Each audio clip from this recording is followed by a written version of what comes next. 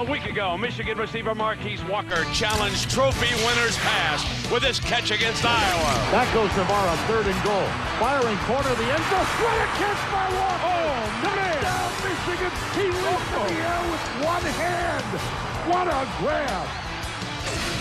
Michigan State features its own receiving star, Charles Rogers. Faster than a light switch, Rogers is averaging 22 yards a catch. Today, these two outstanding receivers headline the Battle of Michigan. Welcome, Marquise, to Mr. Rogers' neighborhood.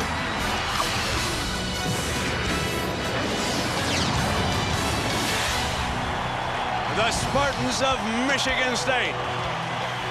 And they've been tough to handle in this building the last decade. So it's an ancient rivalry. Michigan State from Spartan Stadium. Welcome, everybody. With Gary Danielson, I'm Brent Musburger. I can tell you all about the receivers, the quarterbacks, and running backs. But, Gary, this is coming down to the defenses, partner.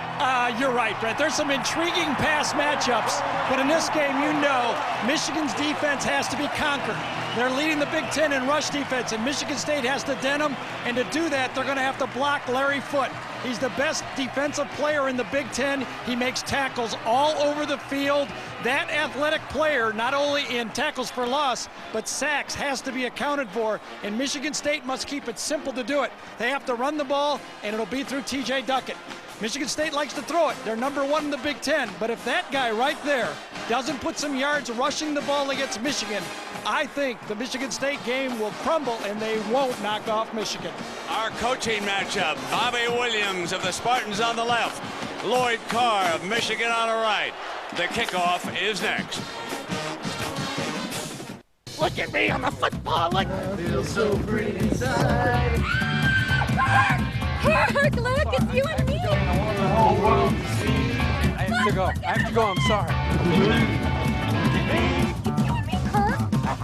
I'm a football. Look at me. Kirk!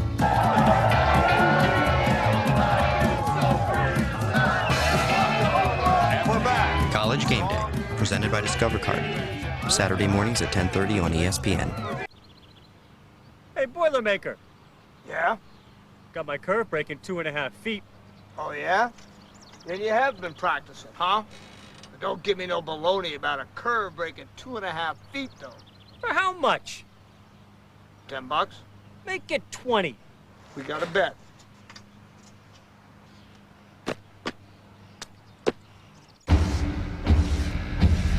Baseball tonight, every night at 10 and midnight on ESPN.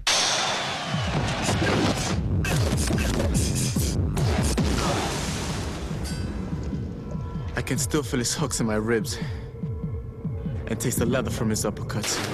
So why should I get out of the corner? Because I'd gladly take another 3 minutes of pain for a shot at a title. Wouldn't you? Friday Night Fights on ESPN2.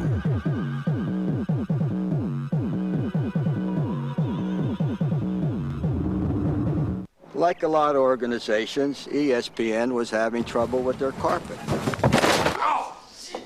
So they had me install a more natural surface. This grass we install is the best. It's a good Bermuda. No hot water on that, okay? Yeah, that'll set the sting. It lays down very, very pretty. Still to come on SportsCenter the rest of the night in the NBA.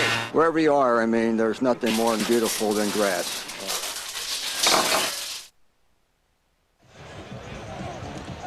Brett Spartan kickoff return specialist Herb Haygood leads the nation in kickoff returns, and his head coach Bobby Williams hopes that that's the tip of the iceberg that could sink the Wolverine ship today here in his stadium. All week he has preached about the importance of special teams, saying that the yards gained or lost in special teams will be the deciding factor here in this game. All right, Jack, we're going to get to see him right off the top unless Michigan keeps it away from him. The Wolverines win the toss, and they've deferred. Take a look at some amazing stories. Illinois trailing 13-0, routs Purdue. Joe Pa coming back 38-20 over Southern Miss. Northwestern dissolves and now trails Indiana 42-14. And how about the Badgers of Wisconsin? Who can figure them out?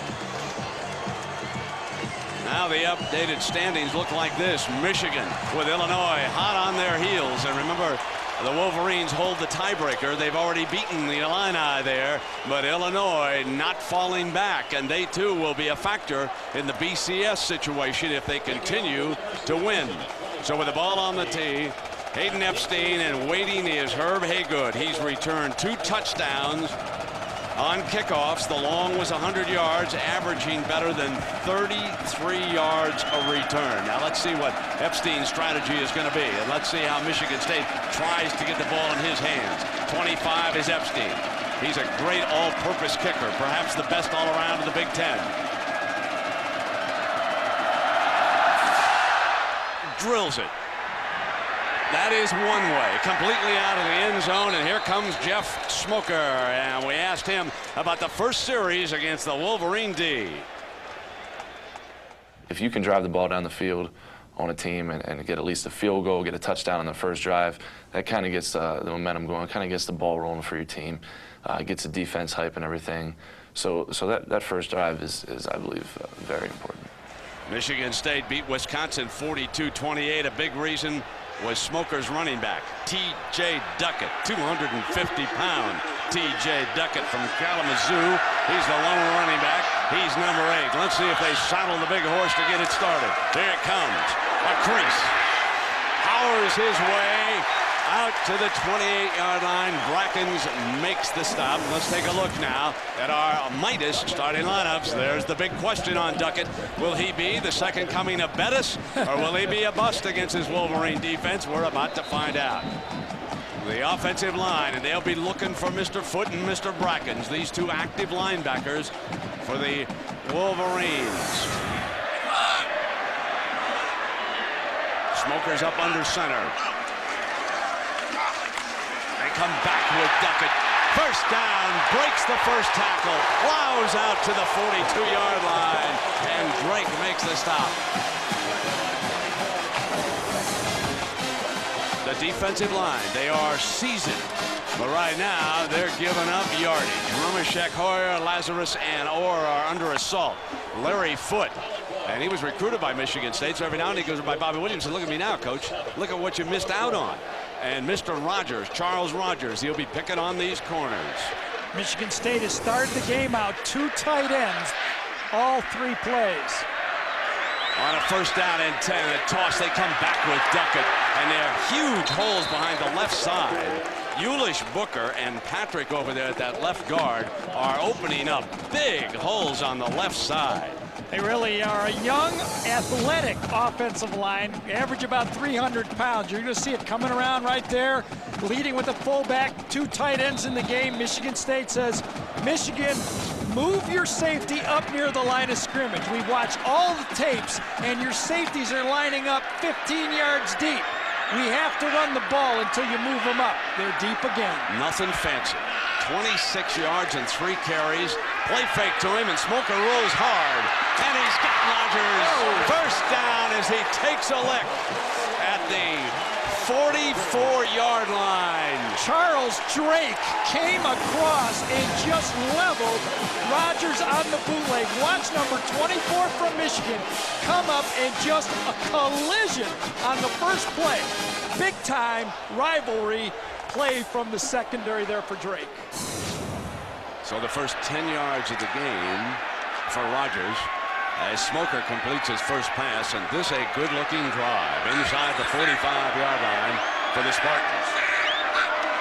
Here comes the blitz, and he's running away from it. He's got a crease, and not for long as Norman Hoyer, who changed his name legally from Boebert for this season. Same fella, but a little bit different player there. Sophomore out of Peoria, Arizona. Now remember, without Ryan Van Dyke, Jeff Smoker is a guy who has been nicked throughout his whole career. He's really the only quarterback that runs the entire Michigan State package of plays. Second down. Smoker gets great protection. Knocked away from Haygood, though. Outstanding coverage by Todd Howard. Not a very good route by Haygood that time. Kind of faded away from that football. Jeff Smoker really upset with this one. Watch Haygood when he makes his cut, comes inside. Now watch him lose ground. He's moving backwards on the ball, fading away from that pass. That allowed Howard to make the play. Here's your third down now for the Spartans. They need to reach the 33-yard line for a first down on this play. Rodgers is up top right there. Out of the gun. Hobson can't get there. Here's Rodgers, first down. Inside the 30-yard line. Before the freshman Jackson can bring him down, an 11-yard gain. Michigan likes to run a combination of zones. Four-man rush this time. You see the secondary. Rodgers is going to go right across and hit the weak spot over the middle. It's a robber defense, but this time Rodgers made the robbery against it. A robber means a safety will set right in the middle of the field looking for those crossing routes. Rodgers ran right past him that time. Morris Watts doing an excellent job of mixing things up on this drive. Stuck with Duckett till he got shot down. And they came back with Rodgers. The blitz is on. Smoker's got it picked up and incomplete intended for Chris Baker, aiming for his talented tight end. But the impressive part about this drive is the way the Spartan blockers have picked up the blitz. When it has come, they have read it perfectly. Absolutely, and it all started with those first three running plays from TJ. That set the stage. That put Michigan back saying, we better stop the run because Michigan is number 1 in sacks in the Big Ten. Michigan State is last in giving up sacks. Just underway here. 11:40, first drive of the game, opening quarter, second down. Smoker pulls it back and smack that time. So the Wolverines storm in with Chantior, the defensive end out of Detroit's Denby High School, leading the assault.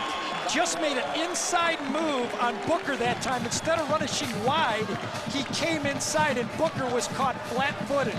Smoker's lucky if he gets up on this one. And Stewart a little bit slow, too, in getting up. He's the right tackle for the Spartans. Watch Orr cut inside this time. Just a dead inside move. Can't even hold him, Booker, that time. And Smoker, a direct shot from a defensive end. So Steve Stewart, the sophomore tackle, will come out for a play. Sean Pohl, a freshman. And Brent, we did this last week. Those freshmen come into the game, they have problems. That becomes an attack point for this Michigan defense. Right tackle right there is a freshman. And there's number 79 with his hands full now. Third and forever. They'll try to get it on one of the speed receivers if they can. Smoker to the middle, comes up underneath with the completion and loose on the carpet as Chris Baker, the tight end, pulls it in for the Spartans. Perfect defensive call from Michigan that time. They're so sound. You talk to the coaches around the country, and if you ask for an explanation of what Michigan does well, they say assignment football. They say they stay in a sound defense and they don't beat themselves. It's 4th and 11. The Michigan coaches are yelling just in case they fake, but they got a long way to go. 11 for the first down. They can pooch it in with Jarrett back into punt right now. Marquise Walker standing on the 10-yard line. They're going to play field. There's the pass. There's the pass into the end zone. Incomplete and a penalty. First down, Michigan State. Interference on Rodgers. They go to the fake, and Craig Jarrett throwing it. They snuck Rodgers into the football game that time. And remember, the man blocking Rodgers doesn't know if the ball is punted or thrown. He has his back to the football, and that's how you get an interference penalty.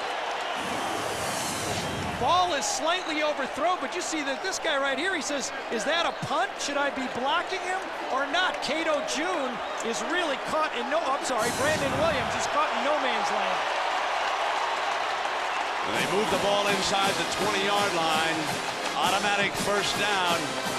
Not the spot of the foul, so it's not first and goal. And the ball is down at the 17-yard line here for the Spartans. DeJuan Moss, he's in at fullback. Duckett not on the field right now. They're going to run the big fella, and nothing doing as he's jumped in the hole by Orr again.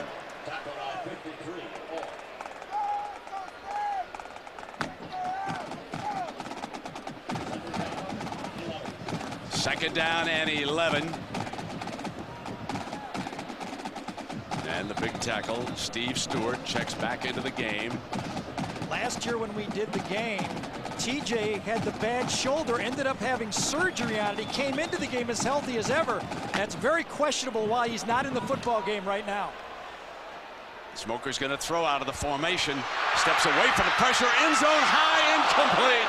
Could have been picked off. That was Cato June working behind the receiver Herb Haygood that time. Smoker threw high. Absolutely, he had Haygood for a touchdown that time. Coming right across the field, right here, right in the middle of the field, you'll see Haygood cross, and that's wide open in the middle of the field. Throws it high. Look how deep the secondary is right there. Cato June is lined up at the back line. You never want to go that deep. No one's going to throw the ball behind you when you're in the end zone. And now, split way out to the right. Rodgers is off to Smoker's left here on third down. Smoker's looking for Rodgers. Gonna fade to the corner. Rodgers in a foot race has got a touchdown. Touchdown, Spartans.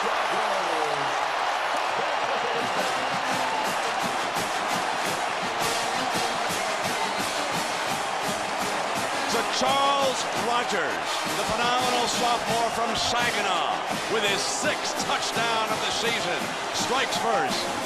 In and out coverage this time. Jackson's got help inside from a safety, but Smoker throws an absolute strike to Rodgers. You get a big receiver like that, you throw the ball that well, Rodgers just abused that freshman.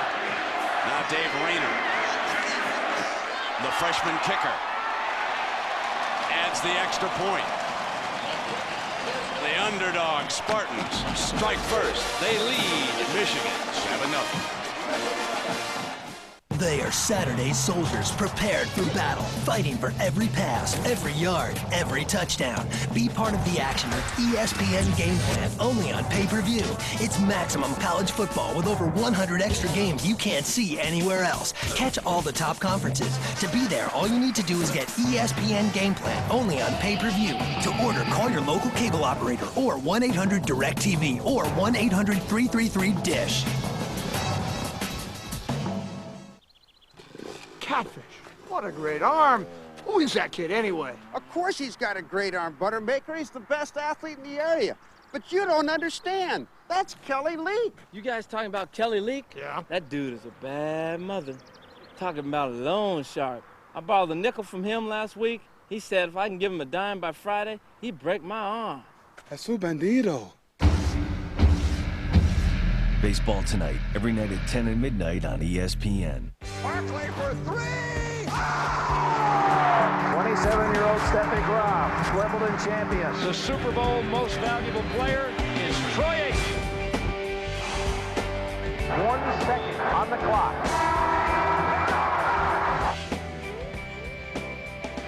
Dallas touchdown.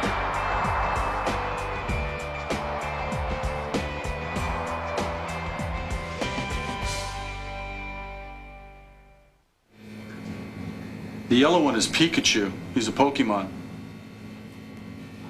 Then who is Digimon?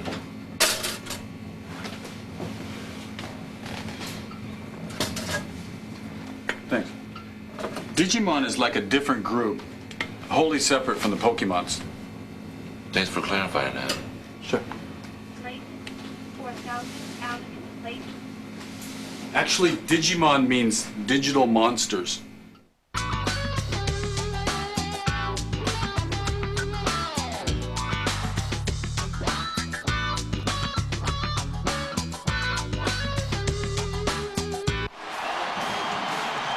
Sellout crowd on a beautiful November Saturday afternoon.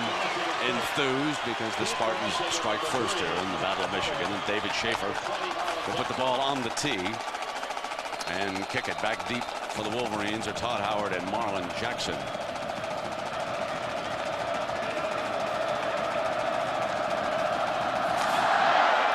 And they keep it away. A little bit of a trickery on that high pooch kick fielded at the 29-yard line, and here comes John Navarre. He'll huddle up on the sideline, and we asked what he accomplishes on that sideline before the first series.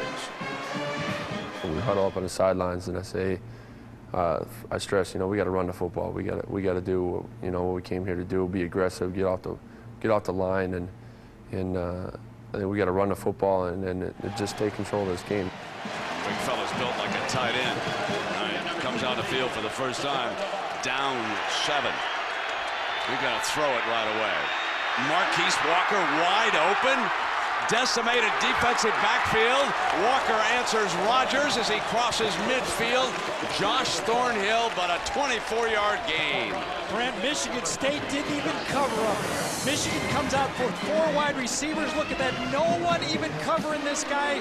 Just flipped to the outside, stealing for Michigan on the first play. Michigan State had 13 players in the huddle, but the wrong guys ran off. They had a mismatch. Again, 4 wide receivers in the game. So they lost 4 defensive backs over 2 months, did Michigan State, and there's a penalty flag down. Last Saturday, number 4, Tyrell Dortch, a converted running back, playing only his 3rd game on defense, suffered a broken leg. 3 weeks earlier, the Spartans had lost Jason Harmon and Demario Suggs. They both broke ankles in practice at Michigan State. And of course, Cedric Henry, academically ineligible. So Bobby Williams is really short-handed in that defensive backfield. And defensive coach Bill Miller has got to do the best he can. Back there, it is unheard of to lose 4 defensive backs overall. 1st and 15 after the penalty against the Wolverines. And Navarre's under assault. Great call, the screen pass to Chris Perry. And Perry crosses the 45. We're going to get an update. Let's send you to John Saunders. John? Right here on the Burger King update, Illinois and Purdue already victims of the Wolverines. Brandon Hance here is picked off by Bobby Jackson, who takes it back 83 yards. Illinois survives. They were terrible in the first half. Kittner was picked off 3 times over the course of about 3 minutes, but they come back with a big second half and win 38-13. So the Illini go home to host Penn State. Some of you will be seeing that game on ABC next week. Askew back in a running back, picked up a couple of yards. Now Navarre's weapons. Marquise Walker, he fielded the first pass. And did you see that catch he made at Iowa? I'm sure many of you did. He just walked into the clouds to yank that one back down. The offensive line, remember, 3 of the top 35 picks a year ago in the NFL were offensive linemen from Michigan. Kurt Anderson has to anchor this group. The Spartans are very aware of what he means. They say we're going to keep him covered as much as we can all day. They angle a tackle on him. Shades of Joe Green down there in the pit.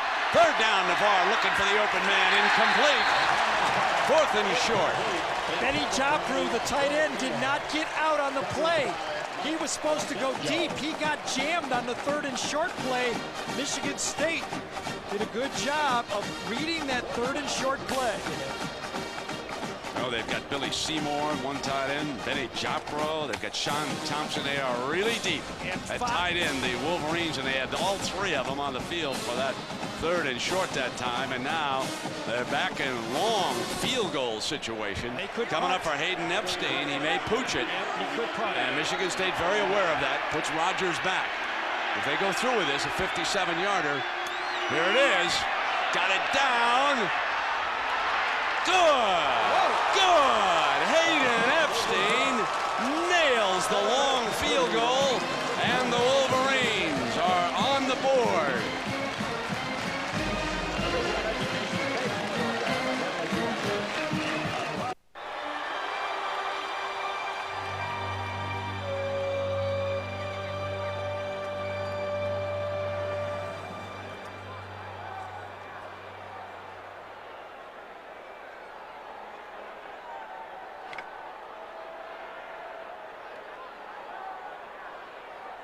Go pick me out a winner, Bobby.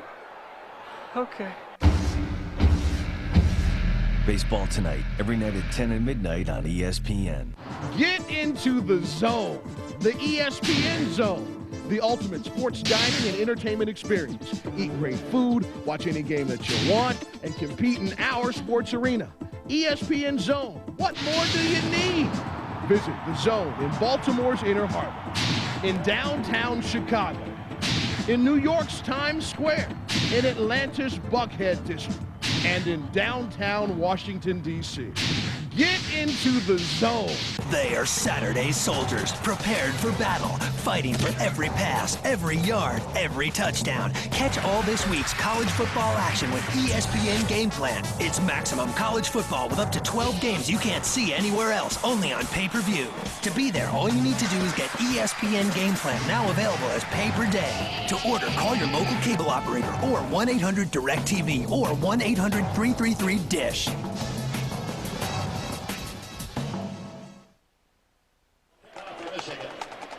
A week ago against Iowa, Hayden Epstein hit a 51-yarder. That was his career long. Then, a short time ago, a 57-yarder and a new career long for Hayden Epstein. Will now kick it off. Michigan State 7, Michigan 3. Shaping up like a high-scoring affair between these two rivals. Fielded by Haygood at the goal line. Here comes the nation's leader in kickoff returns out to the 26-yard line. So we got a good one for you Monday night, folks. Go out to the AFC West. A couple of bitter opponents squaring off here. The Broncos and the Raiders. Remember, Shanahan and Al Davis flat do not like each other. And Shanahan has dominated the Raiders. And how about these two alums? Brian Griese for Denver against Charles Woodson of the Oakland Raiders. And remember that game back in '97? You Wolverine fans do. That was a big one right here. Both Griese and Woodson. Woodson may have won the Heisman when he yanked that one right down out of the sky with that one-handed catch playing both ways. And they'll square off Monday night on ABC. Smoker hits Rodgers on that flanker screen. Not much doing. It was read quickly. Let's take a look at the Dodge Game Solutions. What these teams to win, exploit the pass mismatches in this game. There are matchups available. Michigan is last in the Big Ten in throwing. The receivers for Michigan State can do it. All the injuries that Brent talked about, to stop them, you're going to have to pressure the two quarterbacks. And unforced errors like Michigan State starting the game and not covering Marquise Walker, those are the type of errors that come back and haunt you. T.J. Duckett back in at that big running back spot. Gets a call, and look at that hole. And Duckett just plows to the 41-yard line before June could bring him down. But he's going to get 15. Flag. Yep. He's going to get 15 yards on the end of it. He kicked Cato June at the end of the play. Cato June was holding on to his leg, and TJ just kind of shoved him away. There's the guilty shoe. Maybe it's offsetting. That would be a break for TJ, and I'll tell you, that'd be a nice call. Yeah, I thought so. Obviously, what's that? Exactly. After the play was over, dead ball, personal foul on the offense, unnecessary roughness. This will be a 15-yard penalty. Look at Bobby go on the lines. However, the yardage about as animated as we've seen him. First down, so it'll be first and 10 after the penalty. That's what I'm He's talking saying about. He twisted his leg, kept hanging on. My man's got to free himself up out there. That's what I'm talking about, is an unforced error, though. Duckett should know better. Let him call the 15 yards on June. If you want to beat Michigan, you have to be focused in on your job and not let a referee give you a 15-yard penalty. Right at the end of it here. Watch us. Kicks him away. Little acting job. Nice fallback. Tommy Amaker would like that for Michigan basketball. Now remember, they already had the first down after the dead ball foul, so it's brought back to the 27. It is a 1st and 10, and Smoker is buried as the Wolverines get in with Grant Bowman, number 60, leading the charge. Steve Stewart is back in the football game. I believe that's number 77 over there. But remember, Michigan leads the Big Ten in sacks with 28. Michigan State is last in protecting the quarterback. Smoker has receivers he can take advantage of with Charles Rodgers. Michigan must pressure the quarterback. Big mistake by Duckett. They need 17 yards. Smoker will look for one of his big-time weapons. Trying to run the draw. Conservative call in that situation. Duckett brings it out before Cato June brings him back. So the Michigan State Spartans lead because on a 4th down, they went for the fake punt, and Craig Jarrett threw it for Rodgers in the end zone, and the DB interfered. And after that, watch this beautiful throw. Smoker, Rodgers, touchdown, Spartans. Now here's your third down, and certainly now they will try to find Rogers, Haygood, Kayana. Out of the gun. Michigan trying to get there. They can't. They're going long, Rogers, and he was held. There's interference again. Marlon Jackson, the freshman, had no chance against Mr. Rogers. One of the things that Morris Watts, the offensive coordinator, told us before this game, I asked him about Jackson. He said he holds the whole game. We're going to go deep on him, and look at this. You see the jersey ripped right over the shoulder pad. He's got his right arm on him, and this was a catchable ball and a good call and a mistake by Jackson. They will be coming back. You bet. Oh, yeah, and Mr. Jackson's going to head on off right now and talk to the coaches about that situation. Don't you get the feeling that Michigan State feels that mismatch at wide receiver like 1999? Remember that one, Brent? Oh, Plaxico Burress. What did he put on him? About 250, was it? Yeah, I got a feeling they feel they've got a mismatch over there. Here's a first down. They bring it out to the 37-yard line. Smoker rolling hard to his left. Gonna get sacked by Rumashek, Danny Rumashek from Addison, Illinois. So here was that game that Gary told you about, the Plaxico Burress game, and look at the size difference here. Plaxico, this time they just made a coverage mistake right down there, and believe him, go up in the air. 255 yards and 10 catches, and already Rogers has 4 catches for 40 yards. Yeah, big mistake too here though, Brent. Jeff Smoker rolls out. You have to keep coming. You can't stop on a half roll. You're just putting yourself in the mercy of those backside rushers. Second down, and Duckett stumbles to the 34-yard line. That's what I'm talking about on forced errors. You really can't measure that in a football game. But when your quarterback having a problem with protection on that front line, the coach calls a rollout to give you a little break, and then you stop and let a backside end sack you. That's demoralizing for your offense. Michigan State is really helping its injury-depleted secondary.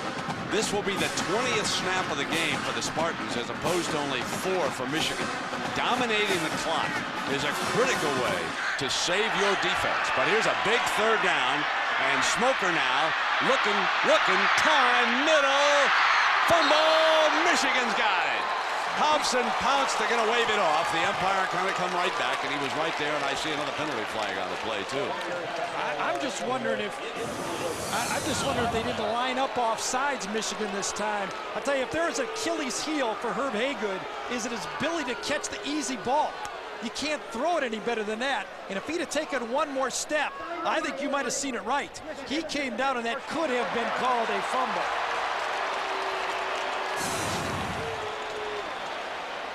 So it's against Michigan State. So the sideline warning is being assessed. And I think that's a break for the Spartans. I honestly thought that was a catch. Absolutely. I thought it was too. Michigan had the ball. Hobson pounced on it. And now Craig Jarrett will not be faking this punt. Michigan State needs to settle down into this game. Marquise ready for the big return. Number 4. Wants to give the Wolverines a lift here. They want to steady down now. Drives a beautiful punt. Marquise back to the 10-yard line. Short of the 20. What a great punt that was by Craig Jarrett. That's a 53-yarder for Jarrett. The Spartans lead at 7-3. Timeout.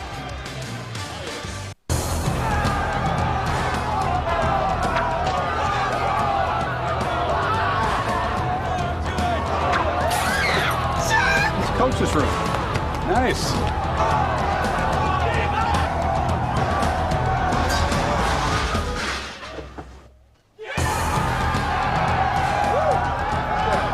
And we're back. College Game Day, presented by Discover Card. Saturday mornings at 10:30 on ESPN. All right, Mike, hour 32 of ESPN Radio's Hands on the Heisman contest continues, and so far we don't see any quit in any of these contestants. Except for me. They quit soon. 32 hours. This is amazing. how long they can stand there, let alone stand with their legs and then hang on to something as well. It's very impressive so far. I couldn't do this. It's not so much the endurance, it's the ability to withstand the boredom. For a check of the ESPN radio station near you, go to espnradio.com. You gotta have fun. A little bit of celebrating does not bother me. The game itself is fun. These are great athletes playing the game of football. That's a celebration. That's fun. That's because you ain't got no rhythm, man. It's about individuality, Chris. It's called professional football. Act like a professional. Stop talking about professional and organized and disciplined. They're kids. Let the kids have some fun. I'll show you some fun. Oh, no, he didn't. No, he didn't.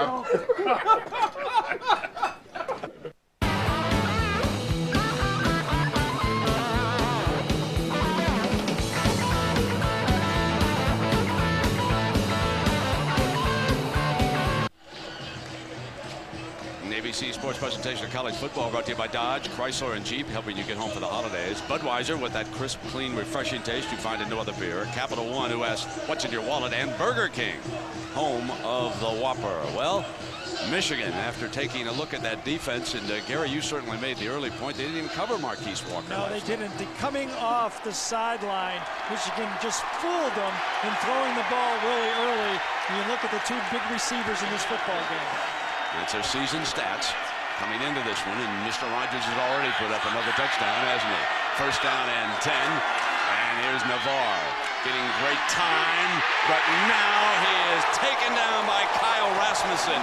Hesitated a little bit too long, couldn't get Marquise wide open, but they were looking deep, Gary. If there is a criticism of John Navarre, it's that he holds on to the ball a little long in the pocket. That ball should have been thrown to Marquise Walker. He had one-on-one on a young cornerback out there, Broderick Nelson. Throw the ball. You got one-on-one, you can't get sacked on first down. 12 yards on a first down pass. The coach won't call you any more first down passes, you do that. And a slot to the left. And they'll run Askew to the short side of the field, and he works his way out to the 14-yard line, and Lorenzo Guess off the Spartan bench. And then on the stop there, as we take a look at the Spartan defense. A little bit different Michigan team this year. They've only made, excuse me, you got the starting lineups. Go ahead. So Josh Shaw and NFL scouts have come in here and said they've really started to impress him. Josh Thornhill, their leading tackler, just says get in close. And that young defensive backfield we have talked about trying to grow up. They're playing almost 4 deep across. It's an unusual formation. They're not pressing anybody. They're just 4 across, and now they're going to blitz out of it. Here comes Guess. Navarre steps up, and he'll get ripped down at the 13-yard line. Nick Myers, a defensive end, getting there. So as deep as they are, it's hard sometimes to pick up the blitzer, and we've got an injured Spartan. I believe that's Josh Shaw, and what a loss that would be. Is that Shaw? It looks like it is. Oh, wow. He's their best defensive lineman. Senior from Fort Lauderdale. And appears to be in some pain down there, and Bobby Williams in agony too. How many more losses can he sustain on the defensive side of the ball? This is his best defensive lineman right here. And he's the one athletic defensive lineman in the zone blitz package that can pop back out and play the linebacker position. Well, a reminder that tomorrow ABC Sports brings you the men's competition from Smart One Skate America. U.S. champion Timothy Gable and former 2-time U.S. champion Michael Weiss compete in the first Olympic tune-up of the season tomorrow at 12:30 Eastern, 3 Pacific on ABC. Boy, Gary, that would be just a devastating loss for this team. We did the game in Ann Arbor last year when Drew Henson was the quarterback, and they had all those great players. They pressured him also. Well, let's check in with John Saunders in New York for an update. John, what do you got? Brent, you know it's been a great couple of weeks for the Stanford football program. Today facing Washington, though, they had a 3-0 lead, and then Ken Walker busts this one across from 3 yards out. So Washington takes the early lead. Right now it's 7-3, about 5 to go in the first quarter. John, Stanford through the years has really struggled in Seattle. It has been tough going for the Cardinal. Let's take another look here at Shaw. Right in the middle of the screen, Shaw, number 95. It's his right leg, and wonder if it's his own guy that gets hit. Yes, it's the opposite defensive end or linebacker that rolls right up his right leg and knee. So standing back is Epstein. Hits it about the 4-yard line. Rogers going to let it take a big bounce and let the ball go out of bounds. Let's check in with Jack Arute on, boy, Jack, this has been a great series through the years, my friend. In fact, Brent, let me take you back to 1995. Do you remember this one? It was voted most memorable. It was Nick Saban's first year at the helm. A Tony Banks to Nigeria Carter TD with just a minute 24 left gave Michigan State the upset victory over Michigan. Hey, Jack, Wolverine fans are very unhappy that you showed that one first. I'm very unhappy. Well, Michigan State has the lead. That's how we did it, right? We go Spartans first. That's right. They're the home team, too, you know. First down now for Smoker and the Spartans. Look at those safeties for Michigan, back about 11 yards. Must run the ball. Well, they're going to try to throw against it. Going to try to go sideline, and Baker, their talented tight end, was the intended target, being bumped by Charles Drake, the safety from LA. Yeah, I think on first down, you have to force the Michigan safeties out of the center of the field. One of them is okay, but two of them back there, that means you got to run the football. Jimmy Herman calling the defensive signals over there for Michigan. Vastly improved defense. Everybody wants to turn loose. Second down and 10. Base 4-3 look. Cross with the tacklers. Smoker slips the first defender and then slides to the 44-yard line. It'll be third down. When we look at what each team likes to run if they had their way in this game, Michigan and Michigan State, this is the first time all year I've been doing this, that both teams like to do the same thing. They want to run the ball with power, show a little play action off that, throw the ball, and they do not want this to turn into a finesse game with a lot of double reverses or screens. Even though Michigan's good at it, they want to show that they can throw the ball and run the ball effectively first. John Shaw checks in, a dime package for the Wolverine defense. Very concerned on third down. Smoker searching for the target. High. Haygood's got a first down inside the 40-yard line. It had to be a bust in the Michigan coverage that time. Michigan played a robber defense, bringing their safeties into the middle of the field. Watch the two safeties at the bottom of the S. They crisscross. Each player has man-to-man coverage at that. One safety takes Charles Rogers. Where's the coverage on the outside from Todd Howard? 91 yards for the Spartans here in the first quarter. Inside of a minute, only 31 for the Wolverines. Michigan State dominating statistically, but they lead it only 7-3. Duckett's turn. Nothing. Jammed up the hole. There just was nothing there for Duckett, his 7th carry of the game.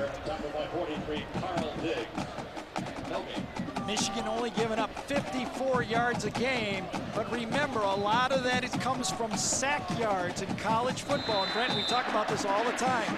You get a lot of sacks, it comes off your rush defense totals. A little deceiving with 28 sacks. Absolutely. Rogers and Haygood check back into the game. They'll be looking for him now. Smoker with a second down and 11. Rogers at the bottom of the screen. He's off to the left, and he's going to send Haygood in motion. Slot him to the right. And he looks to the tight end, Baker. Baker extends to the 33-yard line, short of the first down. Diggs again. So we come to the end of the opening quarter. Michigan State scores the lone touchdown as they go to Mr. Rogers' neighborhood. 4 catches, 40 yards, and a score. Timeout.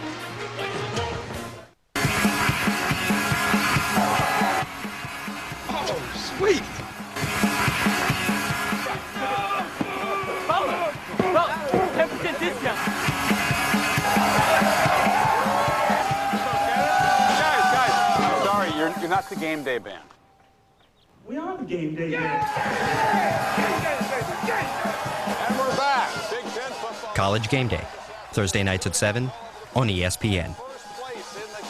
Hi, I'm Jeff Kent, and I'm here to talk about ESPN the magazine. You know, when they first asked me to do this, I was pretty excited. They could have had just about any athlete. So to choose me is really something. It's humbling to be able to give something back. So all you young players out there, listen up. ESPN the magazine is only $1 an issue. They'll even throw in a free fleece. That's right, Jeff. When you call 1-800-504-6644, you'll get 26 issues for just $1 an issue. So call 1-800-504-6644. Thanks for listening to me. Una nueva era en televisión deportiva está aquí. ESPN Deportes. Ahora ESPN es en español. Los domingos por la noche no se pierda Major League Baseball. Y muy pronto la NFL y boxeo. Los domingos por la noche. Cada palabra en español. Toda la acción de los deportes se encuentra en ESPN. Presentado por quienes mejor lo hacen. ESPN Deportes. Los domingos a las 7:30. He's a field goal kicker. What's so amazing about a field goal? It's 63 yards under pressure. Under pressure? Pressure? I never said more than 5 words to a field goal kicker in my life. Like, go get me some water. And hurry. Guys, look, I got $40. Says none of y'all can hit from half that distance. You got it. I'll take that. It's a bet. Guys. Oh, believe you're up. Pretty far.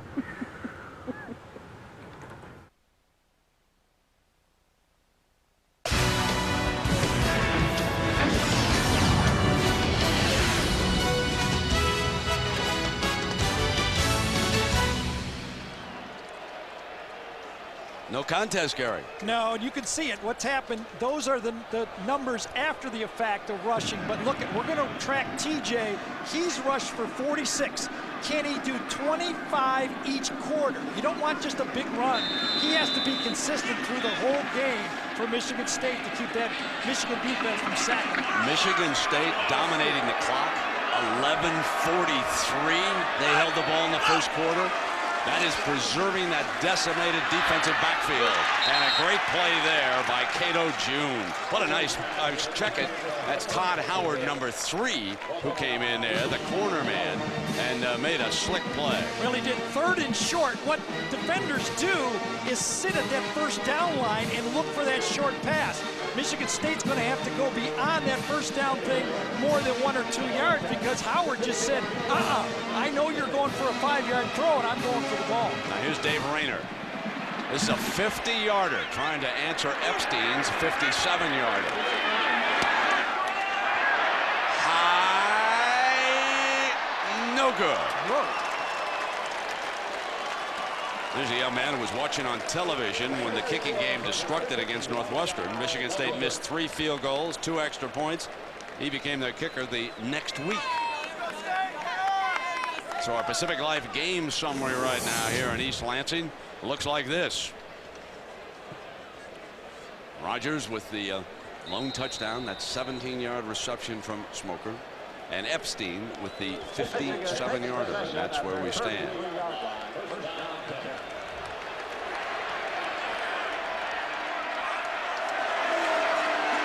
So on the first handoff of the game, Chris Perry is checked in, and he bolts out for 12 yards and a first down. Chris Perry is finally healthy.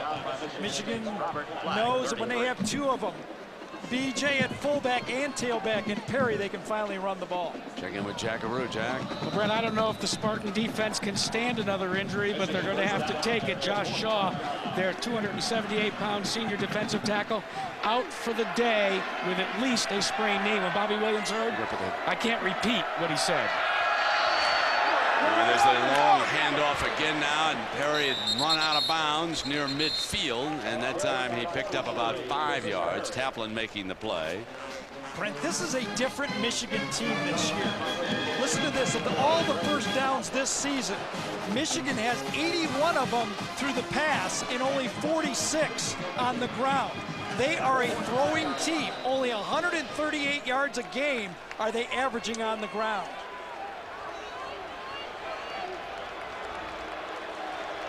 Second down and 6.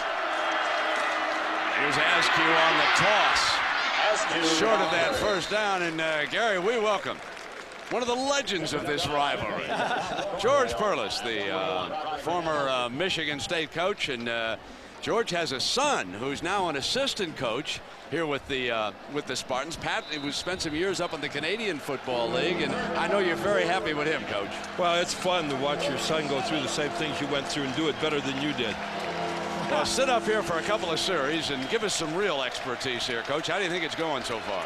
Going well. I would just wish the Spartans would open it up more with the formation and run it on first down a few more times. Maybe I think they will this next series.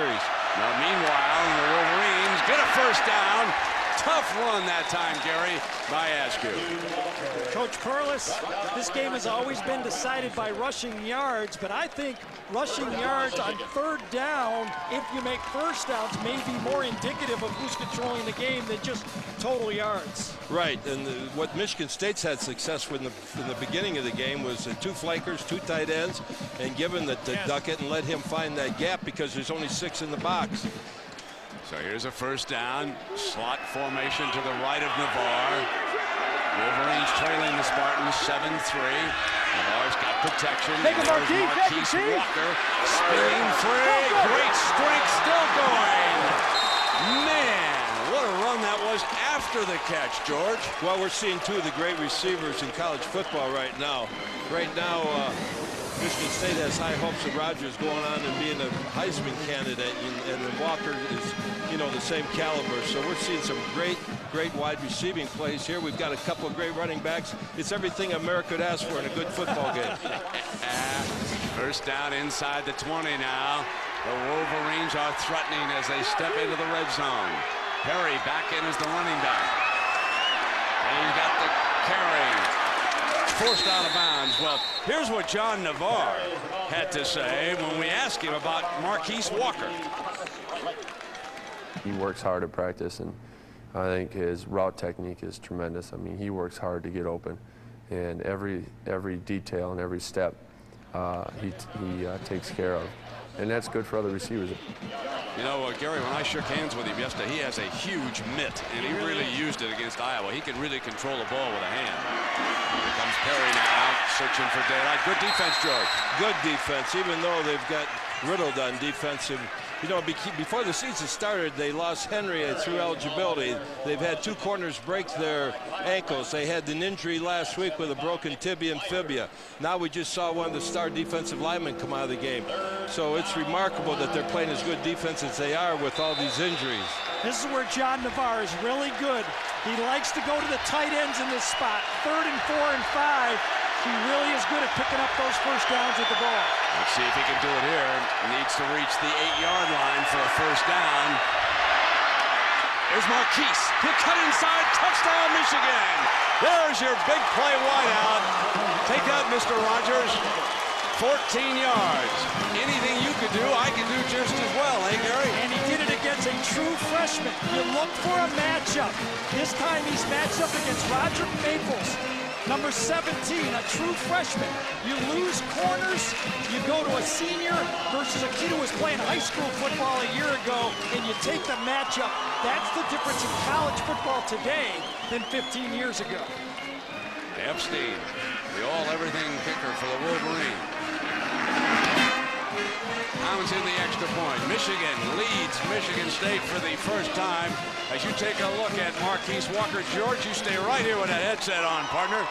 You've earned at least another series. You were that good. And so's Marquise Walker. Timeout. Now, your first source for round-the-clock sports news is even better. The new ESPN News. A brand new look with the enhanced bottom line that's always on and lets you know what's ahead. Constant score updates and live in-game stats. Highlights, news conferences, analysis, and more. The new ESPN News is here. A great slugger we haven't got. A great pitcher we haven't got. A great ball club we haven't got. What have we got? We've got heart. All you really need is heart. When the odds are saying you'll never win, that's when the grin should start. Now you're getting the idea. Baseball Tonight, every night at 10 and midnight on ESPN. The yellow one is Pikachu. He's a Pokemon. Then who is Digimon?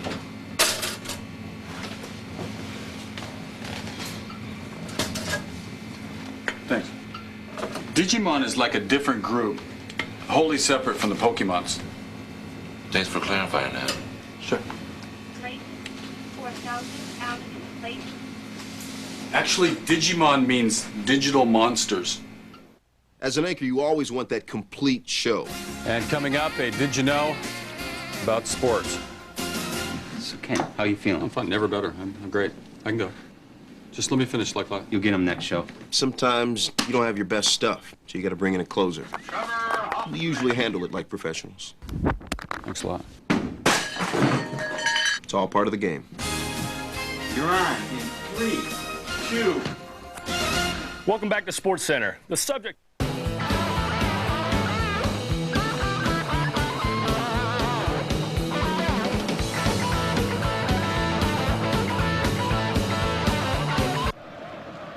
We'll see what Epstein does now. Kicking this way into a little bit of a breeze here. Back deep. A good in Maples for the Spartans, and they move up all the way to the 10-yard line on Epstein. Line drive, one hopper, and here comes Maples. 15. Slips to the 30. An ABC Sports presentation of college football brought to you by Pontiac. What would you do with some Pontiac excitement? Aflac. Without it, no insurance is complete. The United States Marine Corps, the change is forever. And Valvoline's Max Life, the first motor oil formulated for higher mileage engines. Well, George Perlis, give us a rundown on Jeff Smoker. What do you think of this young man as a quarterback? Oh, Smoker's a great talent. He's had to play very young as a freshman last year and now a sophomore a couple more years to go. He's got a perfect attitude for a quarterback, a leader, always giving someone else credit. It's first down at the 36-yard line. And here comes Duckett doing what George wanted. There's that first down run, Gary. George called it. Absolutely. The old coach, I think he's still calling plays. He used to be an AD here, you know. That's your old coach, Bobby Williams, down there, right? Yeah, Bobby, we hired him some 12 years ago. Bobby's a good man. He's good for kids. He's good for college football. I remember, folks, when I asked George, what are you going to do when you quit coaching down the sideline? He said, Brent, I got in my contract. I get 2 press box passes and all the hot dogs I can eat. I'm going up there, I'm going to get a little mustard on my tie, and I'm going to second guess like the rest of you guys. Looks like he's been taking advantage of both, too. And I've done it, yeah. Belly to prove it. Nothing wrong with that, Coach. Here comes Duckett again, searches his daylight, got it. What a beautiful run that was. Patience. Absolutely. Great patience. All the great running backs do it, and that's really what makes it go. George, I've said that he could become a Bettis-type runner. Am I right about that? Oh, he could.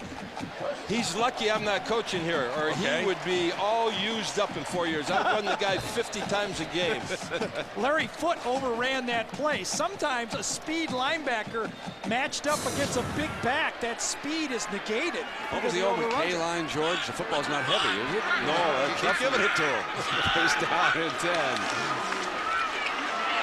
They got the change up with Moss in there, and he bolts to the 30-yard line. Believe me, this Moss is really a fine football player. He's even better on tosses going outside because he slashes in there. Well, now it's time for the Aflac trivia question. This week's question, George Perlis, he's our guest answerer. Who holds the Michigan State record, Coach, for average yards per reception? Go ahead. Who do you think it is? Go ahead and guess. Go ahead and guess. Andre Rison. Okay, he guesses Rison. We'll check in later and see if George really knows his Spartans. First down and 10 now from the 30-yard line. Oh, Moss on a cutback, Coach. Slipped. Yeah. June does the rest for the Wolverines. Michigan defense came in here giving up just 54 yards a game. Now, they haven't given up a lot of rush yards yet, but remember, the sacks are factored in. I think the story of the Michigan State offense has been their ability to run the ball on first down with that 2 tight end offense. Well, first and 10 this quarter is brought to you by Pontiac. That's where they have to go. You can see it. down there by the 20-yard line. Second down. And Smoker sacked at the 37-yard line. Hoyer. Same routine. Didn't get anything on running on first down, George. They have to get back there, and that young offensive line shows their inexperience. It certainly does. That's tough duty, especially against a good Michigan defense. And that play there, Smoker only had one choice, and that's just to lay it out there and let him catch it or let it go out of bounds. It's really what young quarterbacks have to learn, both Navarre and Smoker, is sometimes you got to put it up and let your athlete make a play, even if he's covered. Well, you got that right, Gary. You did that all the time. First down at 17. Smoker pulls it straight back. Got a man. Haygood reaches for the first down. First down, Michigan State on a 3rd and 17.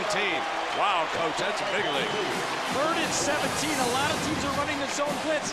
Haygood comes down and stops. This is a really good play against zone teams. Don't come across the field. It's Smoker. Look how early he threw the ball. Great anticipation by Jeff Smoker.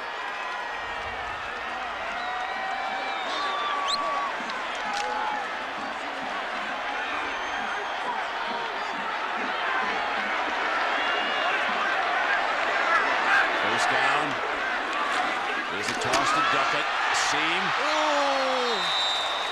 To the 10-yard line. So we are live with Gary Danielson and George Perlis. I'm Brent Musburger, Jack Arute down on the sideline, and this the touchdown that put the Wolverines ahead. Marquise Walker slipping inside, the young DB for Michigan's only touchdown so far. The difference in this game, a 57-yard field goal by Hayden Epstein. Here's your second down coming up now for the Spartans. Duckett, nothing there, and this will be third down coming up. Nice defense. They're turning it back in by Michigan. If you just make a pile sometimes, that time Sean Lazarus did that. Made a pile outside and forced it back into the linebackers. Rodgers and Haygood trot onto the field. So, George, I guess we would expect them to get into some kind of a pattern and head for that end zone. TJ Duckett has already rushed, George. Look at that, 73 yards in the first half. Maybe a quarterback draw. Maybe a draw. Oh, George wants the quarterback draw from Smoker. They clear Duckett out. Come on, Smoke. End zone, Rodgers, well defended, and a penalty, too well defended. There's your automatic first down as Cato June, and that is twice that Rodgers has drawn interference in the end zone. That's just really defensive backs with a poor matchup against a great receiver. Rodgers is so big that June just kind of panics when the ball gets in the air here. You're right there, Gary. It's a college player playing against a pro. You're exactly right. Charles Rodgers could play at any level when he learns, and you know he will be in the future if he keeps his nose clean, George. Yes, he's been a great practice player at Michigan State so far. Now that's the third pass interference penalty against the Wolverines here today. And Michigan is the least penalized team in the Big Ten, and they have 4 in this game so far. This is Duckett territory down here on the 2-yard line. I bet we won't see the option like last year. Bradley is the lead fullback. Here's Duckett, end zone ahead. Touchdown! Spartans regain the lead.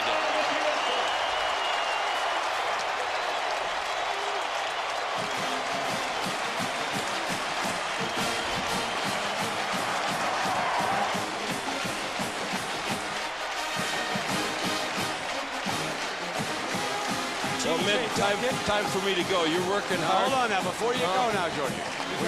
We got to find out if you're right on the Aflac. Oh, okay. Okay.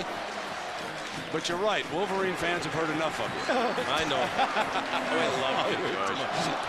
They know I respect them. I know. You guys both respect each other. That's what's great about this rivalry is Rayner adds the extra point for the Spartans. So here's your score right now. Michigan State 14, Michigan 10. And Gary, this is the interference that led to the touchdown. Very simple play. Rodgers going to the corner of the end zone. June, watch his left hand go across. That left hand, he just did not have the patience. And then this touchdown. And it was Duckett into the end zone. And now, all right, George.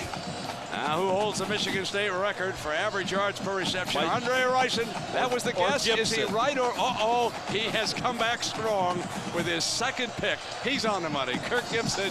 All right. And there he is. Hey, Gary, this is your radio partner with hair. Yeah, that's right. He was already doing the swoop in high school.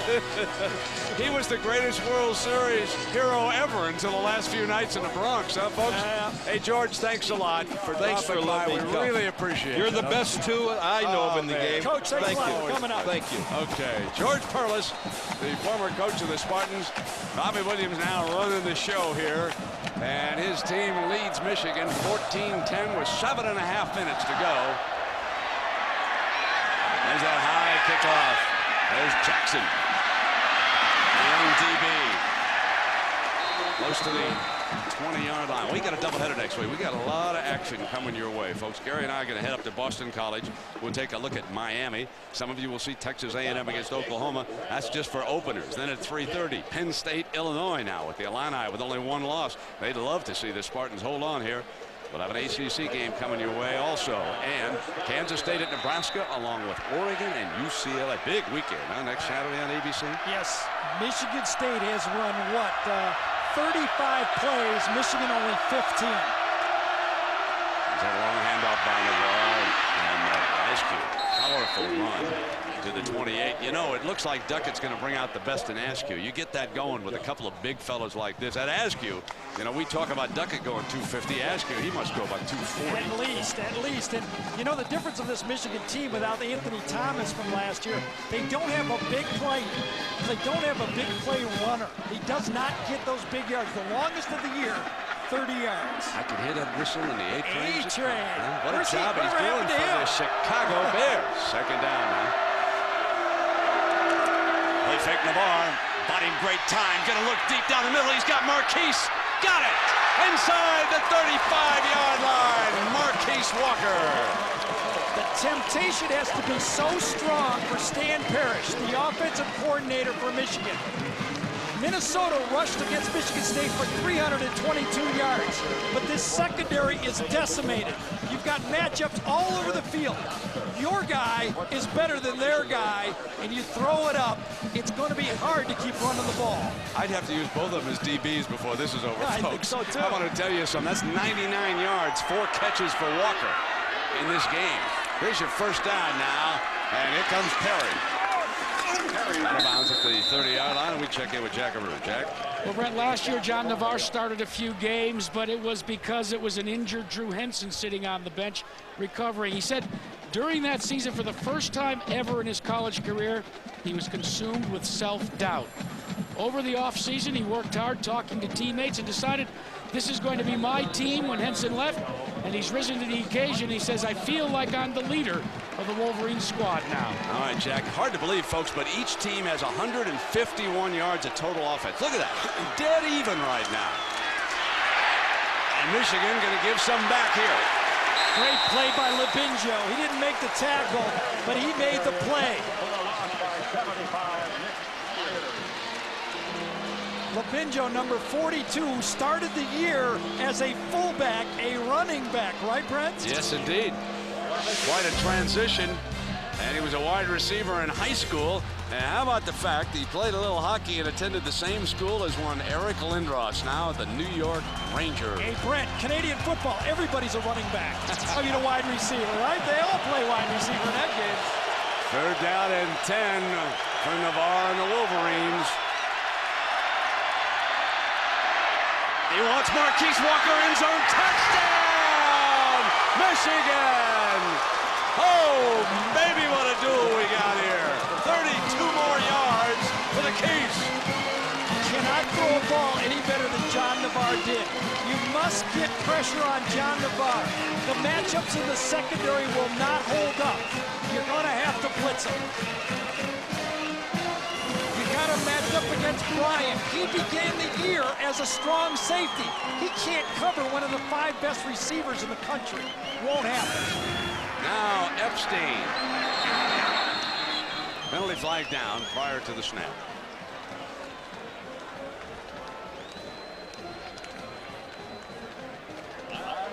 Marquise Walker, he's so deceptive running. Looks like he's just gliding out there in the shadow of David Terrell for 3 years around here. I'm going to tell you, folks, 5 catches for 131 yards. I don't care if you're going against high school DBs. He almost is, though. Yeah, that's true. These are youngsters. That diaper dandy we talked about in our lineups. He may put 250 up himself. He may take Plexico Burris' numbers and just put them into memory. That wasn't even a tough catch. He's shaking his head. That isn't even a highlight catch. Mr. Musburger won't even do anything with that one. Rodgers will have to answer, huh? He's got only 40 yards with 4 catches. And goodness. Exploit the pass matchups. That was the #1 part of this game. Pressure the quarterback, #2. And Epstein adds the extra point. So Carr and the Wolverines regain the lead 17-14. You see with the bottom of your screen, he just zips right past. And the ball perfectly thrown. Michigan regains the lead. Timeout.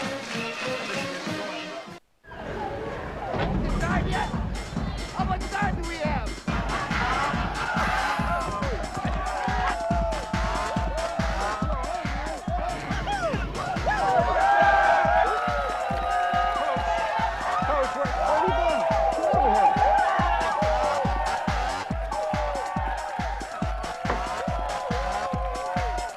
And we're back. College Game Day, presented by Discover Card. Saturday mornings at 10:30 on ESPN. But baseball is marking time. This field, this game, it's part of our past, Ray. It reminds us of all that once was good and could be again. Oh, people will come, Ray. People will most definitely come. Baseball tonight, every night at 10 and midnight on ESPN. You know, athletes are pretty well known for their superstitions, but I gotta be honest, our guys can be pretty quirky too. Have a good show, Kenny. You too. There's this one time Brian had a great show, didn't bathe for 17 days straight. Whereas this year, though, it's been a very different story.